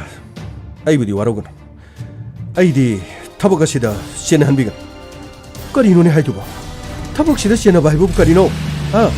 ꯀꯔꯤꯅꯣ ꯅꯪꯒꯤꯗꯃꯛꯇ ꯐꯅꯕ ꯅꯠꯇ꯭ꯔꯣ ꯑꯩꯈꯣꯏꯅ ꯇꯧꯏꯁꯤꯕꯣ ꯀꯅꯥꯁꯨ ꯀꯔꯤꯁꯨ ꯆꯦꯟꯅꯕ ꯂꯩꯇꯦ ꯇꯨꯃꯤꯟꯅ ꯑꯗꯨꯝ ꯂꯩ ꯅꯪꯁꯨ ꯑꯦꯛꯇꯤꯚ ꯁꯥꯔꯚꯤꯁꯇ ꯂꯩꯔꯤꯕꯅꯤꯅ ꯑꯩꯈꯣꯏꯅ ꯐꯅꯕ ꯑꯗꯨꯝ ꯁꯤꯟꯒꯅꯤ ꯀꯔꯤ ꯇꯧꯅꯤꯒꯦꯅꯦ ꯃꯈꯣꯏꯅ ꯀꯔꯤ ꯁꯥꯈꯤ ꯂꯩꯗꯅ ꯃꯩ ꯊꯥꯗ꯭ꯔꯤꯉꯩꯗ ꯍꯥꯟꯅ ꯁꯤ ꯃꯗꯨꯗ ꯄꯣꯁꯠꯃꯣꯔꯇꯦꯝꯒꯤ ꯔꯤꯄꯣꯔꯠꯇꯨꯅ ꯃꯗꯨꯅ ꯐꯅꯌꯥꯝ ꯄꯨꯊꯣꯛꯂꯕꯁꯨ ꯑꯩꯈꯣꯏꯅꯅꯤ ꯍꯥꯏꯕꯗꯤ ꯃꯈꯣꯏꯅ ꯀꯔꯤꯁꯨ ꯈꯪꯕ ꯉꯝꯒꯗꯕ ꯅꯠꯇꯦ ꯀꯅꯥꯅ ꯁꯥꯈꯤ ꯄꯤꯒꯗꯧꯔꯤꯒꯦ ꯀꯅꯥ ꯎꯍꯧꯒꯦ ꯄꯥꯕꯨꯡ ꯃꯈꯣꯏꯒꯤ ꯃꯃꯥ ꯃꯄꯥꯁꯨ ꯑꯩꯈꯣꯏꯕꯨ ꯁꯣꯏꯗꯅ ꯆꯤꯡꯅꯔꯝꯒꯅꯤ ꯆꯤꯡꯅꯔꯣꯏ ꯃꯆꯥꯅꯨꯄꯤꯅꯅꯦ ꯅꯣꯡꯃꯇ ꯐꯣꯟꯗ ꯋꯥꯀꯠꯄ ꯐꯪꯈꯤꯗ꯭ꯔꯕꯅꯤ ꯑꯩꯈꯣꯏꯅ ꯐꯣꯟ ꯑꯗꯣ ꯔꯤꯆꯥꯔꯖ ꯍꯥꯞꯇꯦ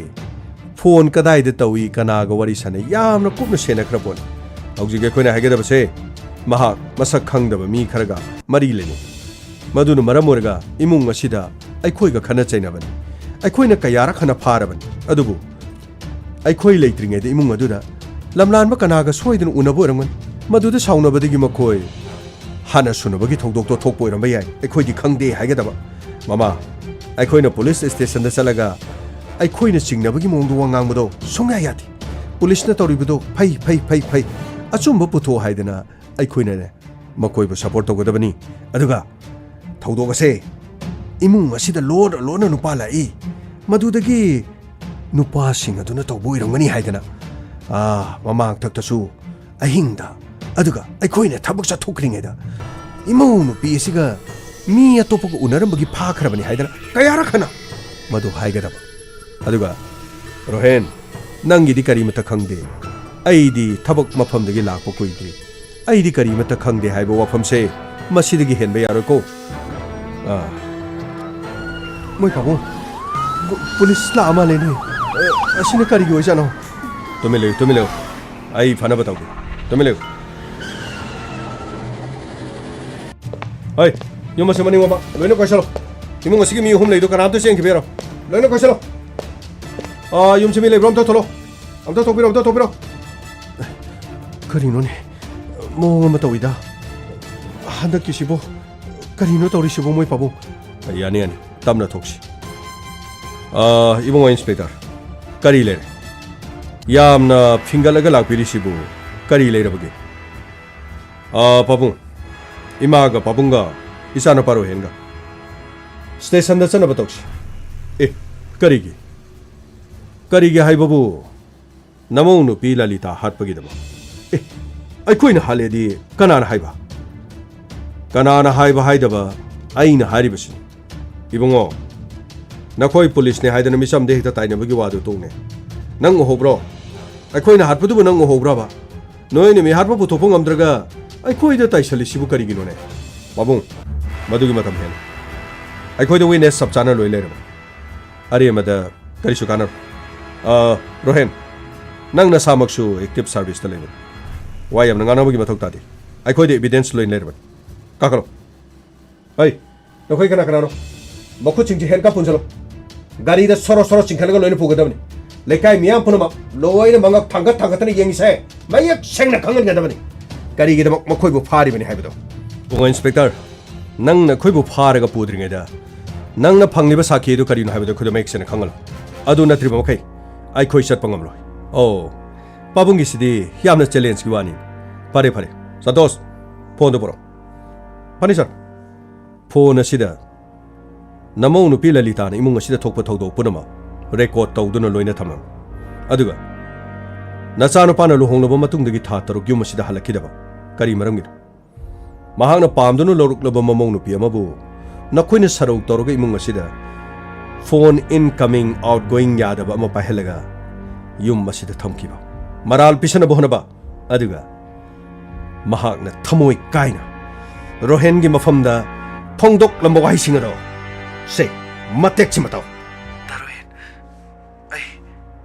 ꯗꯥꯔꯣꯍꯦꯟꯕꯨ ꯌꯥꯝꯅ ꯅꯨꯡꯁꯤ ꯈꯣꯟꯖꯦꯜꯁꯤꯡ ꯑꯁꯤ ꯇꯥꯔꯒ ꯏꯃꯨꯡ ꯑꯁꯤꯗ ꯀꯔꯤ ꯇꯧꯔꯤꯕꯒꯦ ꯍꯥꯏꯕꯗꯣ ꯗꯥꯔꯣꯍꯦꯟ ꯅꯪ ꯁꯣꯏꯗꯅ ꯈꯪꯒꯅꯤ ꯀꯔꯤꯅꯣ ꯅꯪꯅ ꯇꯧꯏꯗꯣ ꯀꯩꯅꯣ ꯃꯣꯏ ꯄꯥꯕꯨꯡ ꯀꯅꯥꯗꯅꯣ ꯅꯪ ꯅꯨꯡꯁꯤ ꯍꯥꯏꯗꯨꯕꯣ ꯑꯩꯒꯤ ꯈꯣꯟꯖꯦꯜꯒ ꯂꯣꯏ ꯊꯣꯛꯂꯛꯑꯦ ꯃꯣꯏ ꯄꯥꯕꯨꯡ ꯏꯃꯥ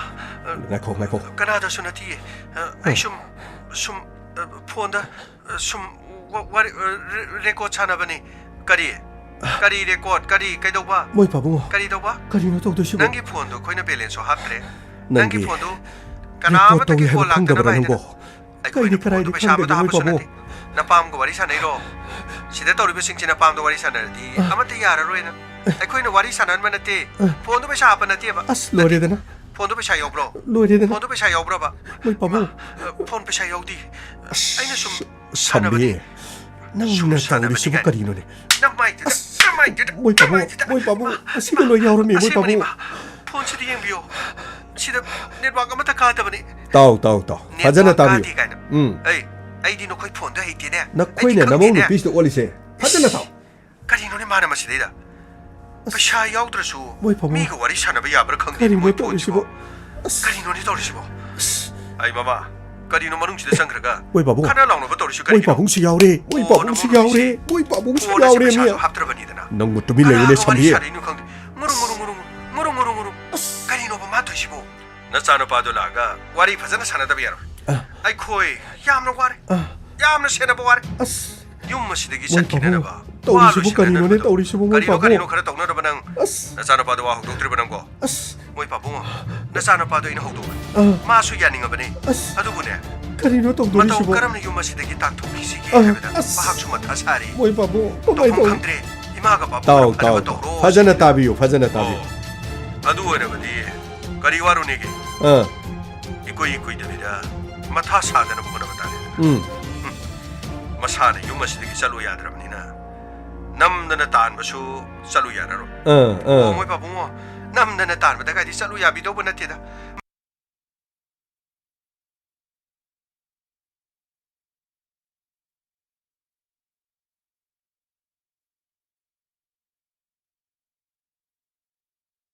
ꯉꯛꯁꯝ ꯗꯥꯛꯀꯤ ꯗꯥꯛ ꯉꯥꯛꯇ ꯉꯥꯏꯔꯤ ꯗꯥꯔꯣꯏ ꯏꯃꯥꯒ ꯕꯨꯡꯉꯣ ꯏꯟꯁꯄꯦꯛꯇꯔ ꯌꯨꯝ ꯑꯁꯤꯗꯒꯤ ꯃꯣꯏ ꯆꯠꯈꯤꯅꯅꯕ ꯇꯧꯔꯤꯁꯤꯕꯨ ꯀꯔꯤꯅꯣꯅꯦ ꯅꯝꯗꯅ ꯇꯥꯟꯕꯗ ꯀꯥꯏꯗꯤ ꯆꯠꯂꯨ ꯌꯥꯕꯤꯗꯧꯕ ꯅꯠꯇꯦꯗ ꯃꯁꯝꯁꯦ ꯌꯦꯅꯈꯥꯗꯒꯤꯅꯦ ꯑꯩꯅ ꯐꯣꯏꯔꯒꯅꯦ ꯃꯣꯏ ꯄꯥꯕꯨꯡ ꯏꯃꯨꯡ ꯑꯁꯤꯗ ꯆꯥꯛꯁꯪ ꯂꯣꯏꯅ ꯌꯥꯎꯔꯦ ꯃꯤ ꯃꯣꯏ ꯄꯥꯕꯨꯡ ꯀꯔꯤꯅꯣ ꯃꯤ ꯇꯧꯔꯤꯁꯤꯕꯣ ꯍꯦꯛ ꯆꯤꯡꯕꯗꯣ ꯑꯩ ꯃꯃꯥ ꯂꯥꯡꯒꯅꯨ ꯑꯌꯨ ꯍꯥꯏꯕꯖꯥꯠ ꯅꯠꯇꯦ ꯅꯪꯗꯤ ꯃꯅꯨꯡ ꯀꯟꯈ꯭ꯔꯕ ꯀꯔꯤꯃꯠꯇ ꯌꯦꯡꯍꯧꯗꯕꯖꯥꯠꯅꯤꯅꯦ ꯀꯔꯤꯅ ꯁꯥꯕꯅꯣ ꯈꯪꯗꯦꯅꯦ ꯃꯃꯥꯏꯁꯦ ꯑꯁꯨꯛ ꯄꯥꯟꯗꯕ ꯅꯨꯄꯤꯁꯤꯕꯨ ꯏꯃꯥꯅ ꯄꯣꯛꯄꯗꯒꯤ ꯍꯦꯛ ꯎꯗ꯭ꯔꯤꯃꯦ ꯑꯩꯗꯤ ꯑꯁ ꯀꯔꯤꯅꯣ ꯃꯤ ꯃꯥꯅ ꯇꯧꯔꯤꯁꯤꯕꯣ ꯂꯣꯏꯅ ꯌꯥꯎꯔꯦꯅꯦ ꯇꯧꯔꯤꯁꯤꯕꯣ ꯀꯥꯟꯅꯔꯣꯏ ꯑꯥ ꯊꯝꯃꯃꯨ ꯋꯥ ꯈꯟꯅꯔꯨꯁꯤ ꯊꯣꯡꯁꯦ ꯂꯣꯟꯁꯤꯜꯂꯝꯃꯨ ꯑꯁ ꯑꯍꯤꯡꯗꯒ ꯑꯃꯨꯛ ꯆꯦꯟꯈꯤꯅꯤ ꯂꯣꯏꯔꯦꯅꯦ ꯃꯣꯏ ꯃꯐꯝ ꯄꯥꯕꯨꯡ ꯑꯁꯤꯗꯒꯤ ꯆꯦꯟꯈ꯭ꯔꯒ ꯑꯁ ꯑꯩꯈꯣꯏꯅ ꯐꯨꯏ ꯑꯩꯈꯣꯏꯅ ꯑꯣꯠꯂꯤ ꯅꯩ ꯍꯥꯏꯗꯅ ꯄꯨꯂꯤꯁꯇ ꯀꯝꯄ꯭ꯂꯦꯟ ꯇꯧꯕ ꯅꯠꯇ꯭ꯔꯒ ꯃꯄꯥꯝꯗ ꯆꯠꯂꯒ ꯄꯥꯎ ꯇꯝꯈ꯭ꯔꯕꯗꯤꯅꯦ ꯑꯐꯕ ꯑꯣꯏꯔꯣꯏ ꯑꯁ ꯄꯥꯡꯊꯣꯛꯀꯗꯕ ꯊꯕꯛꯁꯤꯡ ꯁꯠ ꯄꯥꯡꯊꯣꯛꯄ ꯑꯗꯨꯒ ꯅꯆꯥꯅꯨꯄꯥ ꯊꯣꯛꯂꯛꯏꯉꯩꯁꯤꯗꯅꯦ ꯑꯩꯅ ꯍꯥꯏꯕꯗꯨ ꯁꯤꯟꯅꯕ ꯇꯧꯁꯤꯀꯣ ꯃꯣꯏ ꯄꯥꯕꯨꯡ ꯗꯣꯛꯇꯔ ꯅꯨꯄꯤꯗꯨꯔꯣ ꯑꯗꯨꯒꯤꯗꯤ ꯀꯔꯤꯝꯇ ꯈꯜꯂꯨꯅꯨꯁꯦ ꯃꯁꯤꯒꯤꯅꯦ ꯃꯁꯤꯒꯤ ꯊꯤꯖꯟꯒꯩꯁꯦ 이마 마시드 시크라가 파가더니 깜도비바 따방감이브로 이모우 누피도 옷파시부 따방감비리브로 시덕이 hen박까리 프로 시각다나티 마학 마사나레 고토롬바 시군바 콘젤 마싱 락남다니 야우리 이몽 마시다 마네 막구노 옷박이 와리 깨야 야우리 아두가 로헨 낭기 나팜도 마나 타모이시나 낭부 눅시자부기 미국 가야다 낭부 손자부기 콘젤 깨야 수야 아두부 나코이나 빰데 하이버기다막 이몽 마시다 나코이 홈상돈 핫비키바 하우직디 가리데 까카치네 나코이 까리 갱내리 갱악사 막코 먹고 징지 빠르가 가리다 지카로 합서로 서 아이 도게 짝요 까클로네 이모 키탕 너똥네 까리 키탕 땀 그리 아이 까클로 강근이 너 톰모록 타가더니거 네 강네 가마이 마팜도 여러가 와항 빠홍가 낭나 빠마도 샷타바 야니다 아스 누가이저리드 그서 시고 무슨가세 마코이시 와락 나버기다 멍타네 아이나 폴리상에 제서 lakle inspector tayay lakle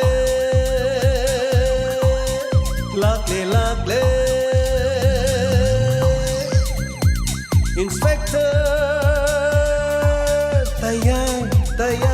tayay uthanaba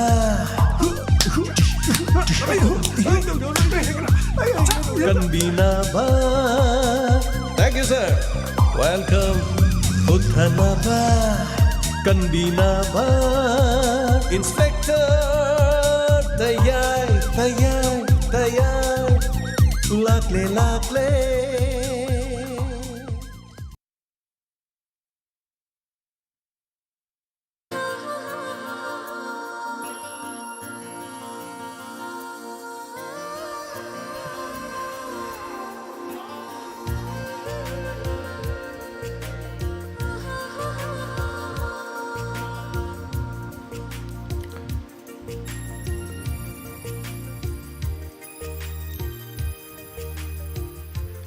Hanana thagatsari ngasigi inspector tayay tabiribasing loinana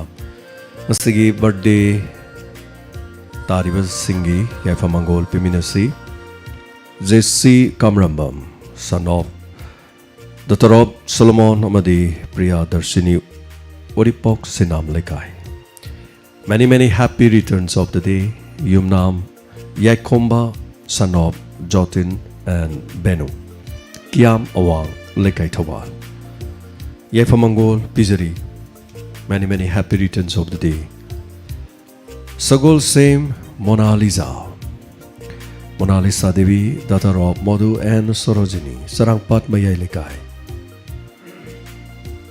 Many happy returns of the day nungai rabab. Adongi pong no minasigi damak. Akom Tom Chingan Bamaite, son of Jila and Tamalema, Yumnam Kuno, Impal is. Many happy returns of the day. Nungai rabab sigam labab adongi pong no minasigi damak. JC Kamrambam Oripok Sinam Lekai. So punamak palimpatawgi seba matom lom na pangtok pangamboy biu adonggi apabatabak tawgi haiba khudimakta mai pakpoy biu nadiyek taba punsin nungsang masigumay pok nominasi masing lakmamdana lakpo oirasunu adonggi punsida Diamond Radio gi mai kedi gi fa mangol pizari ngasi sa kanaba episode amakangni saniga yangkai suba episode special loy nga sigi Miyoi Anida Mandakini Takhelambam Saisakpi Kogi Channa Ngamjaba Haijabatare Kogi Ani Miyoi Anida Ohang Anikak Madugi Donor 오이비게 오이자게 하이드니 짠나 다 피럭드나 보셔 카피리 마세게 타게짜리 마다키니 thank you so much 쩔마 다키니 수 inspector tayai phajana tabi wa haitare lockdown manung ni na sei chattaba loina yum da loina mok mapan thokna dana leina banina tabi ba masina maram moiraga haijaba tare yam nongai jai aduga ꯑꯩꯈꯣꯏꯒꯤ ꯃꯥꯏꯀꯩꯗꯒꯤ ꯁꯨ ꯌꯦꯡꯃꯤꯟꯅꯁꯤ ꯉꯁꯤꯒꯤ ꯑꯁꯤꯒꯨꯝꯂꯕ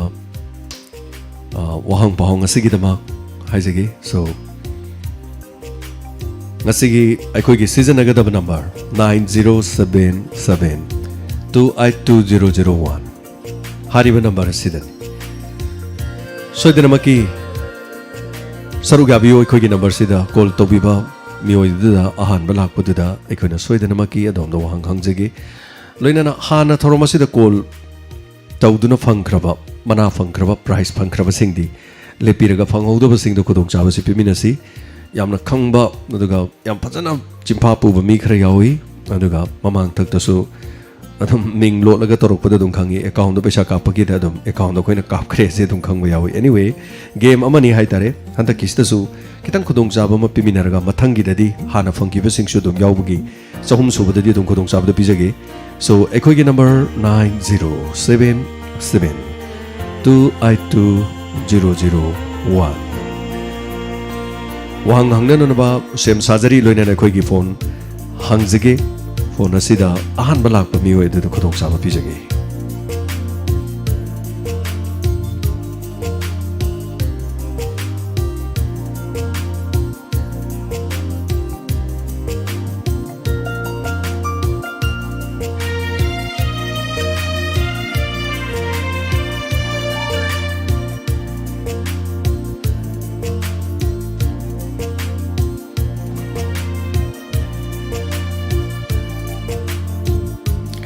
ꯆꯝꯆꯝꯕ ꯑꯩꯈꯣꯏꯒꯤ ꯊꯧꯔꯝꯁꯤꯒꯤ ꯑꯩꯈꯣꯏꯒꯤ ꯌꯥꯝ ꯊꯣꯏꯗꯣꯛꯄꯗꯤ ꯂꯩꯖꯗꯦ ꯑꯩꯈꯣꯏꯒꯤ ꯋꯥꯍꯪ ꯍꯥꯏꯕꯕꯨ ꯏꯄꯤꯁꯣꯗꯀꯤ ꯃꯃꯤꯡ ꯍꯪꯖꯕ ꯑꯗꯣ ꯉꯁꯤ ꯍꯥꯟꯅꯗꯒꯤ ꯍꯥꯏꯇꯥꯔꯦ ꯈꯤꯇꯪ ꯁꯦꯝꯗꯣꯛꯄ ꯑꯃ ꯍꯥꯏꯔꯒꯗꯤ ꯉꯁꯤꯒꯤꯗꯤ ꯏꯄꯤꯁꯣꯗ ꯍꯥꯟꯅ ꯇꯣꯉꯥꯟ ꯇꯣꯉꯥꯟꯕ ꯈꯔ ꯍꯪꯖꯔꯛꯀꯦ ꯁꯣ ꯌꯦꯡꯃꯤꯟꯅꯁꯤ ꯉꯁꯤꯒꯤ ꯇꯥꯡꯀꯛ ꯑꯁꯤꯒꯤꯗꯃꯛ ꯆꯅꯤ ꯌꯥꯡꯈꯩ ꯈꯪꯍꯧꯗꯦ ꯁꯣꯝꯅ ꯃꯌꯥꯝꯅ ꯁꯄꯣꯔꯠ ꯇꯧꯕꯤꯔꯛꯄꯗ ꯏꯟꯁꯄꯦꯛꯇꯔ ꯇꯌꯥꯏꯅ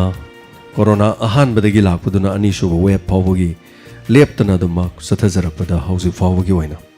अयामदि इंस्पेक्टर तयागी से वाहंग से कैसु नते तोंगा तोंगनबा संदोक्सगिबा थौरमदा अखोइगी कैरेक्टर हाइतारे कैरेक्टर की ममिंग अदु अयामा हंगजबनि ngasiksु अदुम अयामा हंगजगे अदुबु ngasiगी अहानबगी अखोइगी इचलमदाकिनि गी सरुक्सिमदि अखोइना हानगा मानदबा वाहंग मोंग अमदा हंगजगे सो मदुगी खुदोंग चाबदु पिजरी खुदोंग चाबसे लौमिनासी नंबर से हांगदोक चनबा याम कन होनजरी सो अहानबा लाकपा कॉलर अदुदा खुदोंग चाबा पिजरी अखोइगी डाइवर्ट तौरदुना थमजरीबा नंबर असी हांगदोक चरी सो अहानबा लाकपदा खुदोंग चाबा पिजरी गेम अमनि चमचमबा पैसा याम बनते इंस्पेक्टर तयाइबा नुंगसिबिबा ताबिबा सिंगा थमजबा अमजबा खुदोल अमनि हाइजबा तारे सो येमिनरसी कनागी call lie हैबदु मियंग तामिनरसी ngasiगी tangkakasida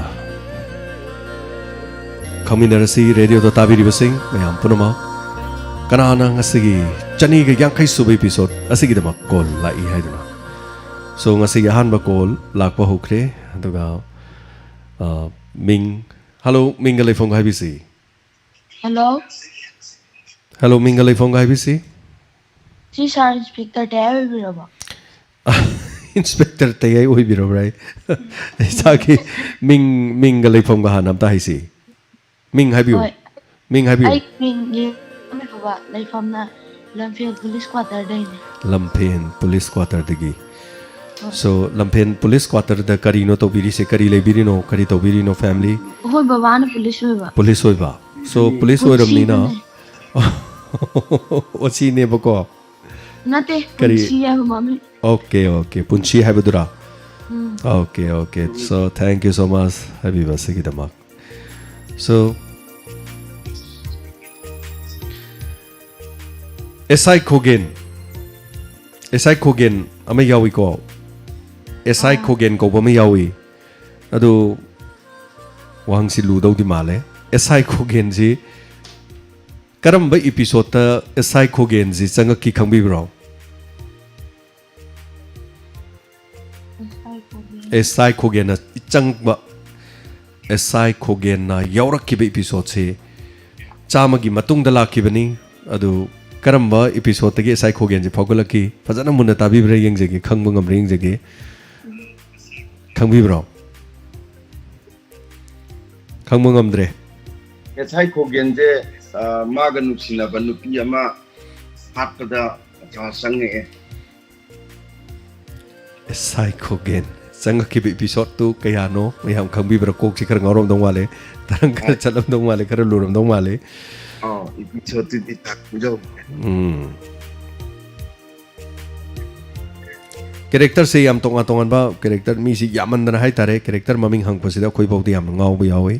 episode si hai tare so hariba episode asida yaurkiba si khang drena lu gi bazan hai tare so ama khakhtang hangjage yamna kano tongna thorom se tabi bra hai badu yeng na bagi hai tare so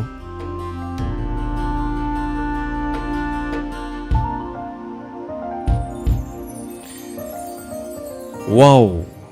amukasu wow hai kiba sigi dialogue se hai kiba mi du gi maming character du maming kanano khangbi bra Chan Kumar another Shankar Elash Guru Shankar Elash Guru Elias Guru Yamazana khangame adom diko wow amukasu wow na hai kiba Guru or duga Shankar so mahaki mamanaba maming hai tare mamanaba amagi maming hai bi ba khangadro Khange Jitian yes yam nungaijare wahang aruba ma han bade hangjare ina do yam thina lure kok singong na re aduna hojiki ani suba wahang number 1 number 2 ani si chumna kumbire yam nungaijare aduga number na 7 6 ijare to what ming du kari haba Yelam Fobusin amuk tanga Yelam Fobusin okay thank you Diamond Radio ki call to ba number sida adong ge account number hapiro so lockdown ge hai tare icham chamba khudol ma hai tare 500 rupees hai tare ko bizarage thank you so much han mane ina namdana dong man kre hai tare han me wang du de dum loina kok se dum ngau ba hai tare ne ko khara de dum lo so hello ming amadi lai from hai bi se Yang aku mereka degi Angelina Waikot. Waikom lai kai digi Angelina Waikot. Angelina Waikom hai ba Angelina Waikom Oh. Angelina Inspector Tayagi tangkak sigi mi maming sing jibal loina khangbi bro Saya di sana. ado wahang si hangjarage ko Oh. mi maming hangaga episode kaya dano haibadi khangmang ngamgadro Saya yang jadi. ngamgani ya Mau hingga. mongi sabas kaka haiba makagawe ko KK Elias kaka hari basida mahaki wari se episode kaya dena kaya budi yawi chorak pa exact episode na terus yam lurani kaya dena kaya budi yauki chorak pa khangbi bra Episode 201 dari episode 235 po. 235 201 chap cha khragati dum jeli hai tare ko adu chap cha ni isan bro kamaina no khangi je Yung jangan po. chom ning jangak ba Oh. my god exact 228231 ne do episode se ado in episode si di dum han bada ina sum yang jaraga hai tare so amuk tension jarage aseng ba dongi wahang amaga mung laage asda yamna quiz mak natam ni na hai tare yam lo holo bagi mathau tadre so irai lai bu wahang khara mok adom da sat hangjalage matam yam lok da bida yam na hamsu pung ani sangdo kidana yam no wai so thagachari sem sabiro ai wahang ama yam thuno pugajarage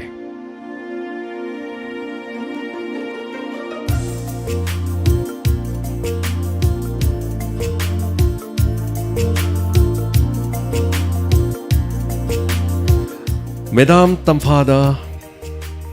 phone tawraga sanarakiba mi amagi maming kari kauboge ข้างกันแบบ sanarakpado Madam Tamphada mi amana phone tawraga sanarakiba mi maming character dugi maming kari kauboge ข้างกันแบบ khangan ba haiba oh khangan ba Elias karino ข้างเด็ก khangdi hai อืม khangan ba haiba du chume khangan ba Elias khagem ba ningsang bra อ๋อ okay adu khangan ba na hairam ni khangan ba du chume wahang macham ta hang jarake yam lu ba masida yam na kano tor bai mathau ta tre so IPS sasinaba fact IPS am yaw gi du maming kari go boge อาร์เคปิตัม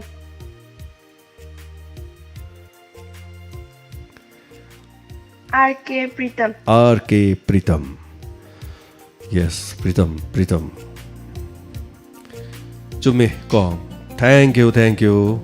Angelina Wycombe so Angelina Wycombe gi su account hai tare akhoi da thabiro ใช่ได้มันกีตาร์ไว้นะไอ้ปังเจอร์ pangjarage Angelina Wycombe thank you Angelina Wycombe thank you sir sum game ni da mayam sum nungai bagi to ba hai ba ni da cham jabani aduga kaisu yam kana wa hing amna lei bajana ti hello ming sum nungai bagi to ba hai ba ni oh mani adu sound um ta lei thabi si kaisu yam kana wa hing amna lei bajana hello YouTube to sound to lei thabi ro phone to bi bu phone to kak ta bi ro tabi bro hello YouTube ki sound to lei thabi kro oh sir thank you minga lei phone kom ta bi si sorry hiang thang dagi America hiang thang dagi mm okay yam ngai se thorom si sorga bi ro ba sigi dama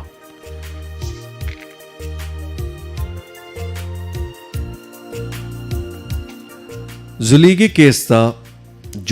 case saidana 207 dagina 210 fawagi case amakak Zuligi case amakak yauki haribi episode sida Zuligi case asigi mapuroi bagi maming kari kauboge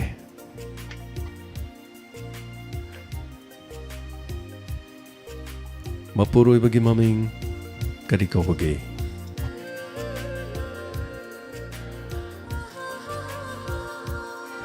so brother khangbidra bra khangdre khang dresa duga loktuna ba haibadi loktuna raga hat padu de chenaba miyoi ahungi maming adudi khangbibra natraga bibek bibek ko ko bibek natraga bibek na ido ki ban thank you so much khangidram ni na so na taga chari mathangi kolaramada pudong chaba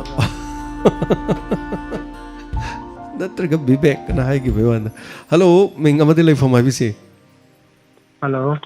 hello diamond ready oi ber yes ming lai from thai ibc amai from dagi happy chicken yam nungai jare thorom saru ga biro khasi gi yam chamba episode koi hek yankai suba cham yankai suba chani yankai suba da chamba hai tare lupa changa kal pi thok pagi sum tanja ma tok jabani so hojik adom da case ama muk lakcharge so wahang ama lakcharge chin da case nga tangai gre aije aduga ta ba da kidang chengdre okay senghalake kenem wa biro no ai wahang hangjadri ai soi dana ai wahang hangjarake karim ta adom wa biro no episode chani ga tare tagina chani ga tara fawbagi juligi case ta yaukhiba so bibek ki mamanaba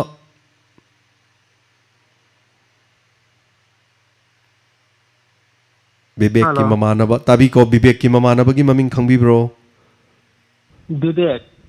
bibek bibek ki mamanaba Vivek her Prasad Oh, Bibek ki mamanaba Julie ki case ta Julie ki case ama kagawi 207 dagina 207 dagina 210 haibadi chani ga tare tagina chani tara fawda case ama khak thoki Julie ki case aidana hari basida Bibek ki mamanaba gi maming haiba ngamro खंग्रे sir khangdre adudi amatanga khangamrenge adudai duda khoigi fast food ama khak yawba fast food tugi maming kari kawbage khangdre so khara warani aduma adai du khangdredi haitare khara lurani anyway but adomna honaramba dugidama thank you so much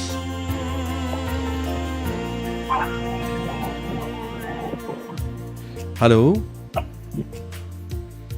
hello Hello? ming amadi leifam Tare khamba wala ka degi riya maran the. yam nungaijai tayai gi inspector tayai gi sida akhoi gi serial sida tayai ni isai full da haitare isai se hana mate khak sai lok tak ta mate am sai so isai se khoi full saki haitare full saki bi episode se ke anu khangbi bro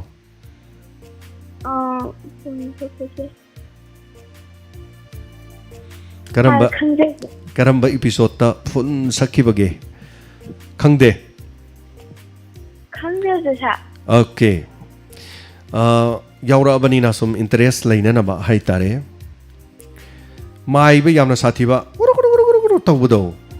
mi ki han ki bodo hing de ki han ki bodo mai bodu gi maming kari kauge kari kauge My God.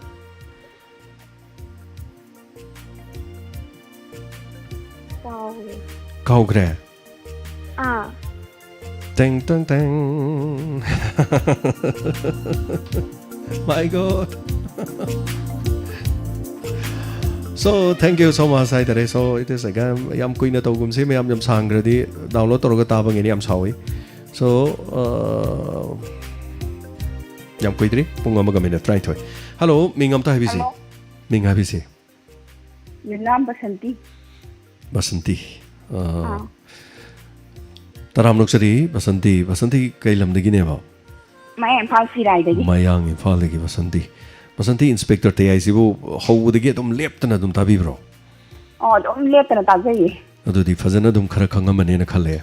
cham jabani sum game ni haitare ko phangba paisa phangba koi ngak tang nungai sen to ja to ni anyway kari gumba dum na mai pa agadi lupa chawnga ni pithor ko doi se aduna anyway mi anybody fangrabani adubo amana pitho mag so wari ai point laksarge episode chani ga tara hundoi degi na chani tara manga fawgi manungda mai ba mukhak yawi mai buduna hing da kihalle taraga mi me am kihalle so adumai to gibedo aina khangna na baini tawjari se do mai budugi maming kari khoge Gambir sa. Maiba Gambir. maiba gambhir so maiba gambhir chumme na edom lojare chumju chumme adu wahang se ani ni hangjaga dori base masida miyoi ani khak yawe khoigi masak ti khara phajada ba pakang ari ba ani khak yawe ani jena nupi khoigi koina ba phangak ta ba lohong ning ak pal nupi phangak ta ba da maiba gambhir gi manak ta lae mokhoi ani na nupi sembiu haidna mantra solalle lakhi be miyoi ani dugi maming kari kawage Subonga Udoya. wow udoy ga subon ga to udo so thagachari chumme ne sini ne khang bhai yam khangi amatanga hangoge chumdi chumme amatanga hangoge ko Oh, yin sa. yes yam nuai jare adudi chani ga tara taruk tegi na chani ga tara mapan fawdi yawba ranjan hat khibagi case ranjan gi nupi gi maming kari kawage Priyanka. my god wow yam tin chumwe so thank you yam hang dore ge hore mi atai gi wahang le roi thank you so much adongi basanti gi account thabiro ekhoi gi number 88 adongi koi number khangi ko ai song gi number ni sanjari se so thagachari sidaida thabiro hayeng numidang waram bauda dum sat kapsanjarake lockdown ni mapan thokba yadringai da haitare paisa badi yamba na te lupa changwa khangna so lockdown hang kan da hayeng so jing manu hojik se yen ji lupa chamen kai biramani hojik se yam tangre tangbadi so thank you basanti kari haning bole biriate Isa nupido. Tumdi tungre sa gi jam pamba. Okay. Ada mana da mai khonje da ma tawbi ma sa. Oh. Gamai gi je isa nupi gi maming du kari ko bano. Sarju ko sa. Sarju. Ase yam nungai re ko sarjo lesinang heng hogalak pada nang gi mana ko. Ase nang gi lupa changwa ji phang bagi nang soi dan harau boi gini. Ado hazik nang nataba phang dra so hayeng singkhala batabi ko. Thank you. Sa. Thank you. Sumai tawdana mi ahum haitare. Chatkre. Hello, ming habisi. Hello, ming leifong habisi. Hello. Sa. Ming leifong mamta habisi. Ning phangnung na gini sa. Karai wai digi. Phangnung. Yes, Phangnung khangi ai Phangnung khangji. Lamlai rom som side hoi. Anyway, ming dom ta kai bisi. Dani. Okay. Nam nong ai jare. Inspector te ai sibu hobu digi loiba phaw dum ta bi bro. Kha tai ja. Khara tai adudi khara ka khangamani yam khangdra jo ko. Okay. Yam nong ai jare. Episode yamna lap ta bada ai hangjara ke khara. Hauji kata ina hai ki episode chani ga tara truk te gina chani ga tara mapan phau bada Ranjan hat ki bagi ke samada Ranjan gi nupi Priyanka kawe. Gym gi trainer gym sana bada trainer oikiba trainer adugi maming kari ko bage. Rohit Kumar. Wow. Amukasu wow. Rohit Kumar. Amazon khangi. So Rohit Kumar na wahang na tabam na hangjar ke wahang na taba chingchan jar ke bab ko.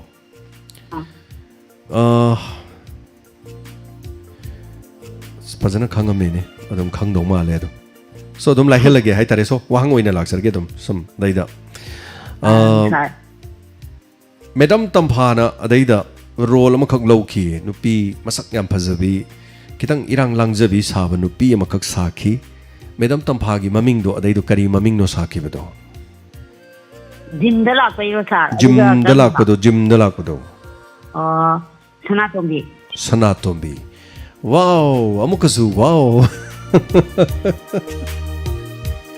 Yam khange ado dum so sume ado adongi number si. Sa kai ngom da jage ba. Haibio. Ai si diamond da ka sok charage. Diamond ka tok charage ba.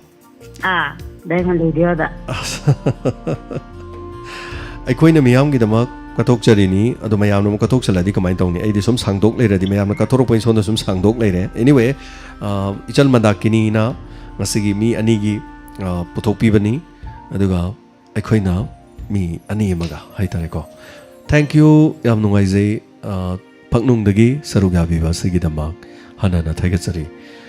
Thank you. Sinalo bi record di. Hoi sa. Thank you. Yam nungai jai loi khangami kharaga khangi haraga yam khangami haitare. So time out to bosu yam yaure kana no kari no time out ming haidorok pagini mayam waro binu ming do haidok piru nu khara losen biu khang ba mi su yam yawi adu ichinau jing saubi ganu ko mayam saubadi nungai te so yaringai message khara hai to biu na sum tau jabajani. So hello ming lai phom bisi.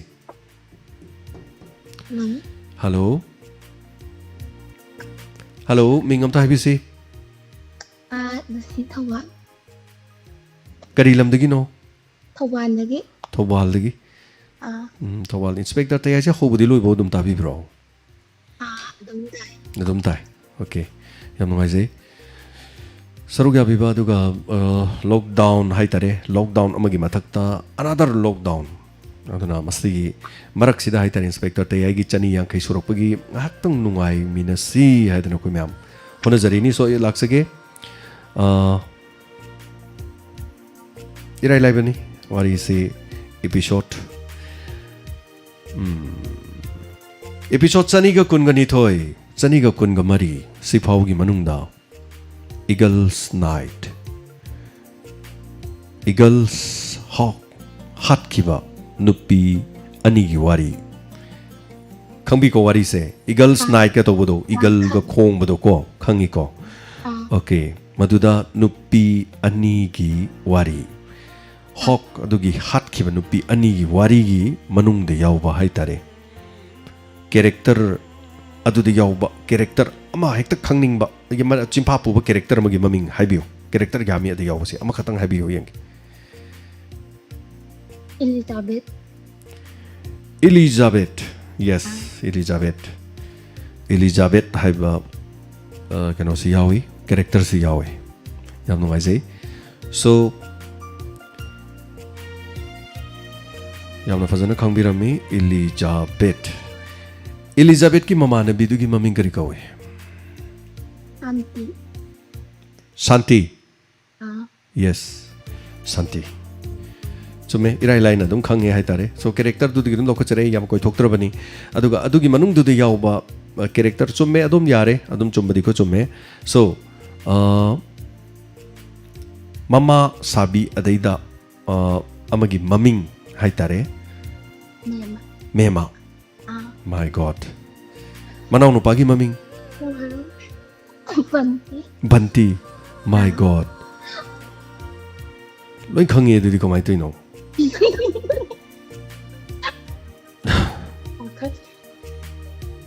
Yam no mai jere. Thank you so much. Matam dum yam log jar roi.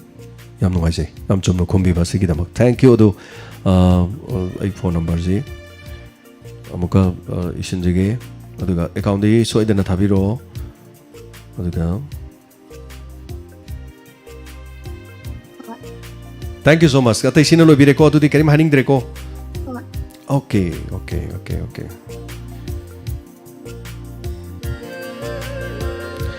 मथंगदा इरोय लोय बोयना मियोय अमथंगदा लोखचरगे मियोय अमा अनि अहुम मरी मंगा सोगरे अचुम्बदा hello Hello. Ming habisi wasa Ming Yaima. Kari lam de yoy biro mano. Hiang thang kodom pokpi. Hiang thang oh kodom pokpi de ki kodom pokpi. Sorry.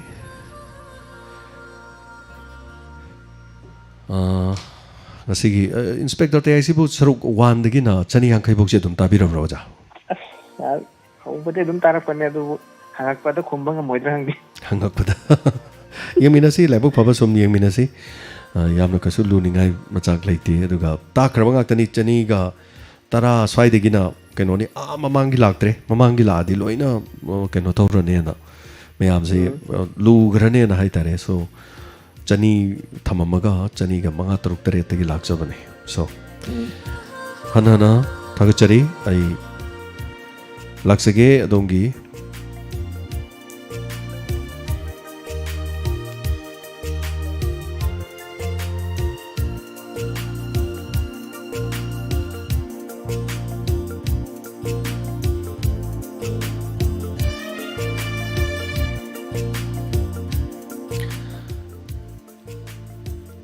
episode chaniga sumna tarukta episode chaniga supna tarukta akhigi sanjay gi magi wari khara yawe corona gi covid-19 gi khara yawe maduda akhigi gari wai gena changu bada yabira khidaba lekai gi khara thauba oiba aduga mamai thangda akhigi ma masaji corona pakhi haitare mana lekai du da mi ma khoi gi sanjoi imung da gai je na noi corona pe mapan thokono du to gono koi lau lau ramaga khoi gi corona paklak pa hai tare madu character du gi maming du kari ko bi ba gyo ja khang bi bra yam lai bane kui ai go ko yam lai ko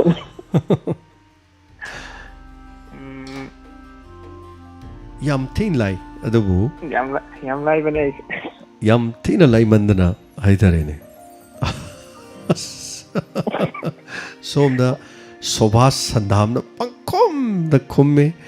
ꯃꯅꯥꯁꯤ ꯁꯣꯕꯥꯁ ꯁꯟꯗꯥꯝꯗ ꯑꯣꯏꯅ ꯄꯤꯔꯁꯤꯔ ꯈꯪꯗꯦꯗ ꯇꯧꯔꯤꯁꯦ anyway ꯑꯣꯖꯥꯗꯨꯗꯤ ꯈꯪꯕꯤꯗ꯭ꯔꯦꯀꯣ ꯍꯣꯏ ꯁꯥꯔ ꯑꯗꯨꯗ okay ꯑꯗꯣ ꯑꯃꯈꯛꯇꯪ ꯁꯨꯝ ꯈꯪꯕ꯭ꯔꯥ ꯌꯦꯡꯖꯒꯦ ꯁꯨꯝ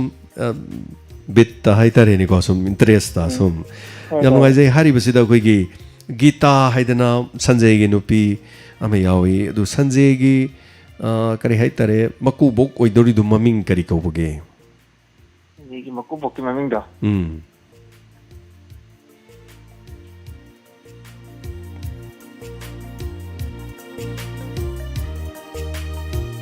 ꯇꯦꯡ ꯇꯪ ꯇꯦꯡ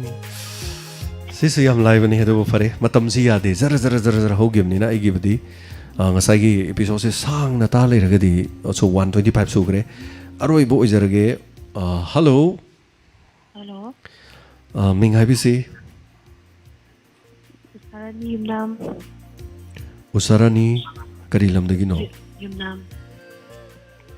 ꯀꯔꯤ ꯂꯝꯗꯒꯤ ꯑꯣꯏꯕꯤꯔꯕꯅꯣ ꯍꯧꯕꯝ ꯃꯔꯛ ꯍꯧꯕꯝ ꯃꯔꯛ ꯌꯦꯁ ꯎꯁꯥꯔꯥꯅꯤ ꯊꯦꯡꯛ ꯌꯨ ꯁꯣ ꯃꯆ ꯃꯇꯝ ꯌꯥꯝꯅ ꯃꯥꯡꯍꯟꯗꯕꯤꯗ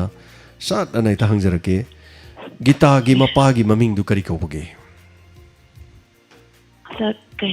ꯇꯥꯖꯗ꯭ꯔꯦ ꯒꯤꯇꯥꯒꯤ ꯃꯄꯥꯒꯤ ꯃꯃꯤꯡ ꯁꯟꯖꯦꯒ ꯅꯨꯡꯁꯤꯅꯖꯕꯤ ꯁꯟꯖꯦ ꯐꯨꯠꯕꯣꯂꯔ ꯑꯗꯨꯒ ꯅꯨꯡꯁꯤꯅꯖꯕꯤ ꯅꯨꯄꯤ ꯒꯤꯇꯥꯒꯤ ꯃꯄꯥꯒꯤ ꯃꯃꯤꯡ ꯀꯔꯤ ꯀꯧꯕꯒꯦ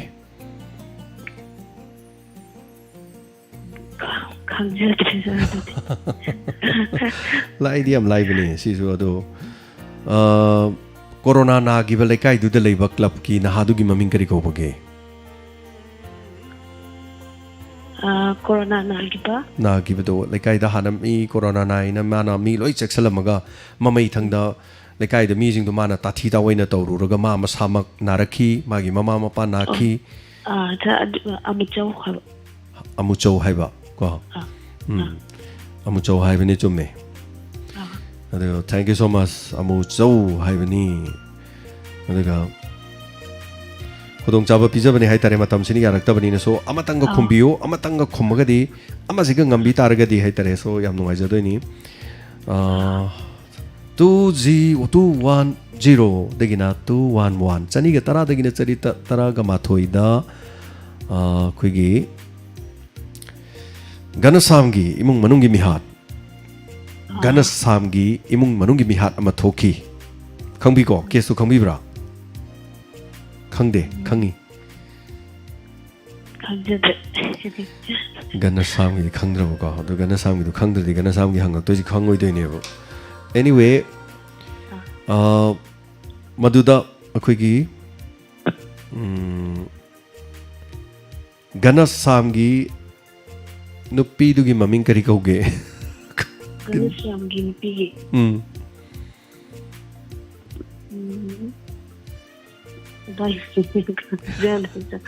ꯑꯃꯗꯤ ꯑꯩꯅ ꯅꯝꯗꯅ ꯆꯨꯝꯍꯜꯂꯕꯅꯤ ꯑꯗꯨꯕꯨ ꯗꯥꯎꯁꯤ ꯌꯥꯗ꯭ꯔꯦꯅꯦꯀꯣ ꯁꯣ ꯊꯦꯡꯛ ꯌꯨ ꯁꯥꯔꯥꯅꯤ ꯑꯗꯨꯕꯨ ꯌꯥꯎꯕꯤꯔꯛꯄꯁꯤꯒꯤꯗꯃꯛ ꯃꯄꯨꯡ ꯐꯥꯍꯟꯕꯤꯕꯁꯤꯒꯤꯗꯃꯛ ꯊꯦꯡꯛ ꯌꯨ ꯁꯣ ꯃꯆ ꯌꯥꯝ ꯅꯨꯡꯉꯥꯏꯖꯩ ꯌꯥꯎꯕꯤꯕꯁꯤꯒꯤꯗꯃꯛ ꯍꯥꯏꯇꯥꯔꯦ ꯑꯗꯣ ꯁꯤꯅ ꯂꯣꯏꯔꯒꯦ ꯇꯧꯕꯅꯤ ꯑꯗꯣ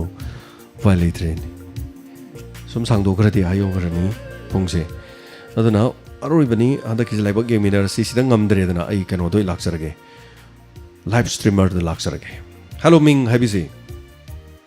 ꯊꯧꯕꯥꯜꯗꯒꯤ ꯁꯨꯁꯤꯇ꯭ꯔꯥ ꯊꯧꯕꯥꯜꯗꯒꯤ ꯁꯨꯁꯤꯇ꯭ꯔꯥ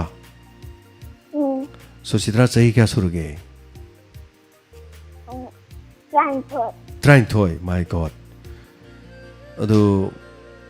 ꯑꯩꯅ ꯍꯪꯖꯒꯗꯧꯔꯤꯕ ꯋꯥꯍꯪꯁꯤꯕꯨ ꯅꯥꯀꯟꯗ ꯄ꯭ꯔꯣꯝ ꯇꯧꯅꯕ ꯂꯩꯔꯕ ꯖꯥꯠꯂꯥ ꯅꯊꯟꯇ ꯂꯩꯕ꯭ꯔꯥ ꯏꯃꯥ ꯕꯕꯥ ꯂꯩꯔꯝꯒꯗꯕ ꯃꯥꯜꯂꯤ ꯂꯩ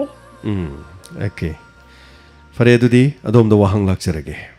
ꯏꯔꯥꯏ ꯂꯥꯏꯕ ꯋꯥꯍꯪ ꯑꯃ ꯂꯥꯛꯆꯔꯒꯦ episode 119 ꯗꯒꯤꯅ 122 ꯐꯥꯎꯕꯗ ꯌꯥꯝꯅ ꯅꯨꯡꯁꯤꯔꯕ ꯏꯃꯨꯡ ꯃꯅꯨꯡꯒꯤ ꯀꯦꯁ ꯑꯃꯈꯛ ꯁꯟꯗꯣꯛꯈꯤ ꯃꯗꯨꯗ ꯃꯤꯃꯥꯟꯅꯖꯗ꯭ꯔꯕ ꯃꯤꯑꯣꯏ ꯑꯃꯈꯛ ꯌꯥꯎꯏ ꯃꯤꯃꯥꯟꯅꯖꯗ꯭ꯔꯕ ꯃꯤꯑꯣꯏ ꯑꯗꯨꯒꯤ ꯃꯃꯤꯡ ꯀꯔꯤ ꯀꯧꯕꯒꯦ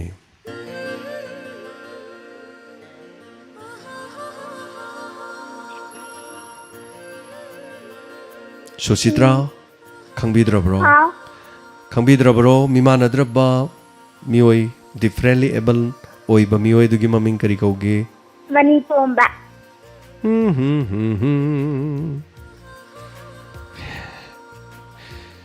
chumge tawe du tangkhaim chume tangkhaim chumde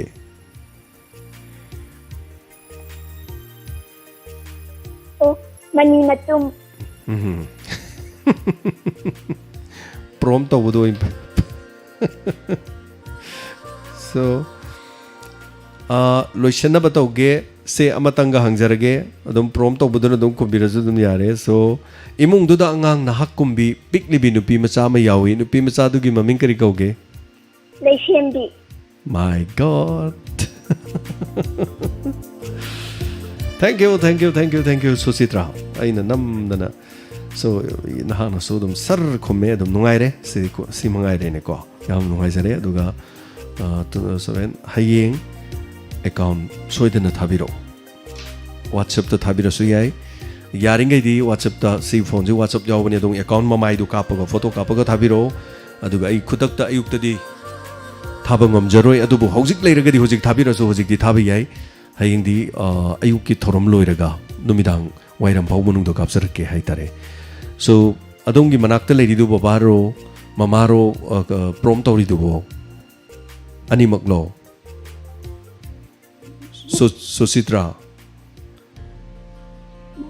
Susitra thank you so much ngasigi thorom sige haitare so yam thuna khoigi streamers sing da malak sige wahang amakhak streamers da kanana ihan hana pakhum ji pire habdu yeng jage so streamers sing ready school yam la ai call lo khachadre so streamers ready type tong no basem sabiro kanana khume habdu laibu game ina si streamers sing ju phone phang da bagi tanja ma laibani na haitare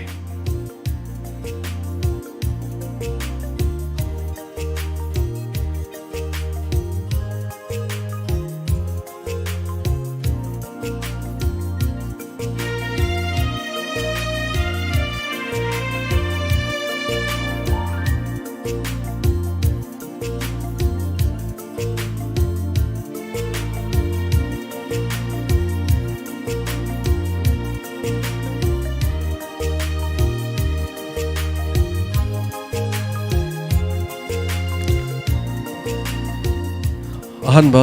ngasigi streamer singi wahang sing asi episode yamna koi gidribang asi dagi yamna koina mamang da yamna lap ki banata ba haja batare chani ga kunthra ga ni thoi dagi na chani ga kunthra tariat phau gi manung da sandoki ba Deepak Rosie nungsina ba case social media viral video oi khibagi wari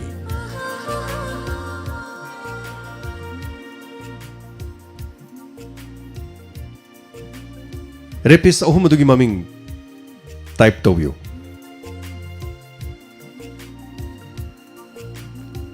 Deepak Rosie ki case ta social media da video viral oi kiba rapist ahum dugi maming my god yamna fazana khangma yam laina so mayamna khangbire ko yam thunu khomok pam yaure sidi kanana hana khomai no sidi dum print sida tak na tholok da dum khangi chomna cha khomok da hai tare waikhom ani suiji kamai toino sundari waikhom thoibi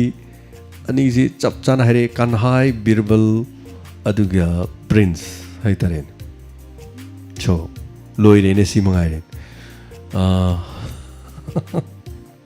ngasigi winner da pigadaba mateng oina ba lupa chahum da capture ke tamo hauzik Google Pay number duda yagadra na tabri Japan thojam it's all right adum thong hangaga lei hai tare so mayam phone diam lai id lokha chabaloi jakre maro bibya de aina phone pai da bani haina khan khrani so thank you so much thank you so much mayam punama hanana thagachari aduga ngasigi pakhomji chomna khumbirakkiba Sundari Waikhom adomna ekhoigi number haijabatare 9077282001 da Sundari Waikhom na ai Sundari Waikhom ni haidana text something tobiro maramde adongi number khangdam ni na haitare anyway Sundari Waikhom na adom kaino da tobiro sandokjariba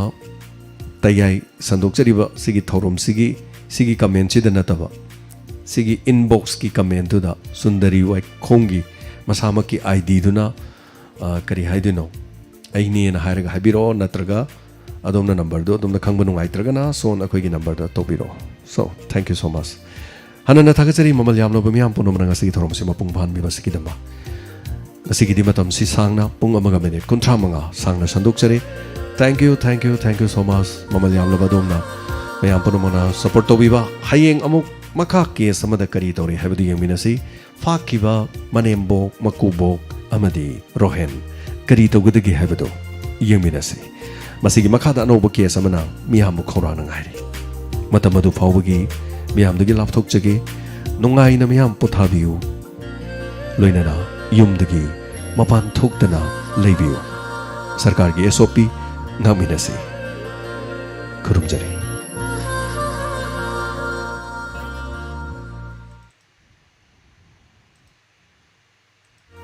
yening hullagle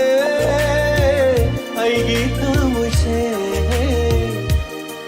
nangi nungsi satam urubada nangi nungsi satam urubada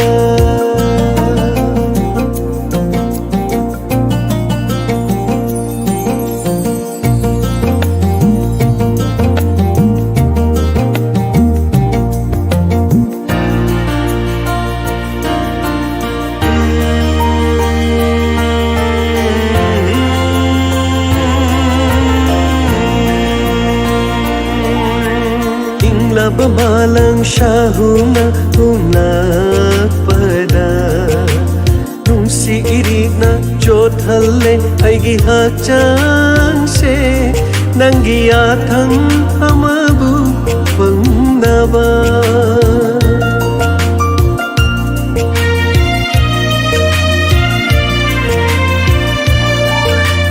Ingla malang syahuna unak pada si irina jodhalle aigi hacang se nangi athang amabu pangnaba amoy kisi thoktu na pirage nafamda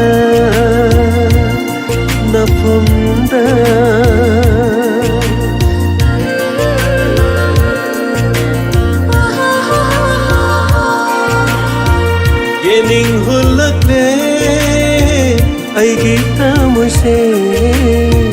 nangi nungsi satam urubada tapthaba ngamlaktare aigi pukningse athaba ngamlaktare aigi wakhalse nangi satamna yakai hallare nangi satamna yakai hallare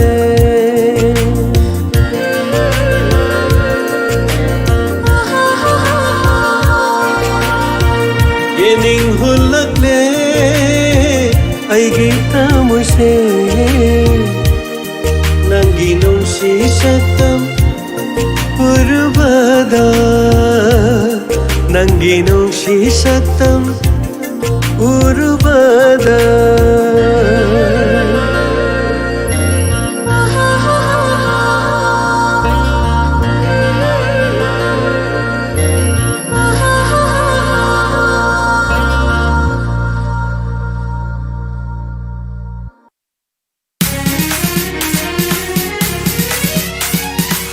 Khasuna sat laba laikoni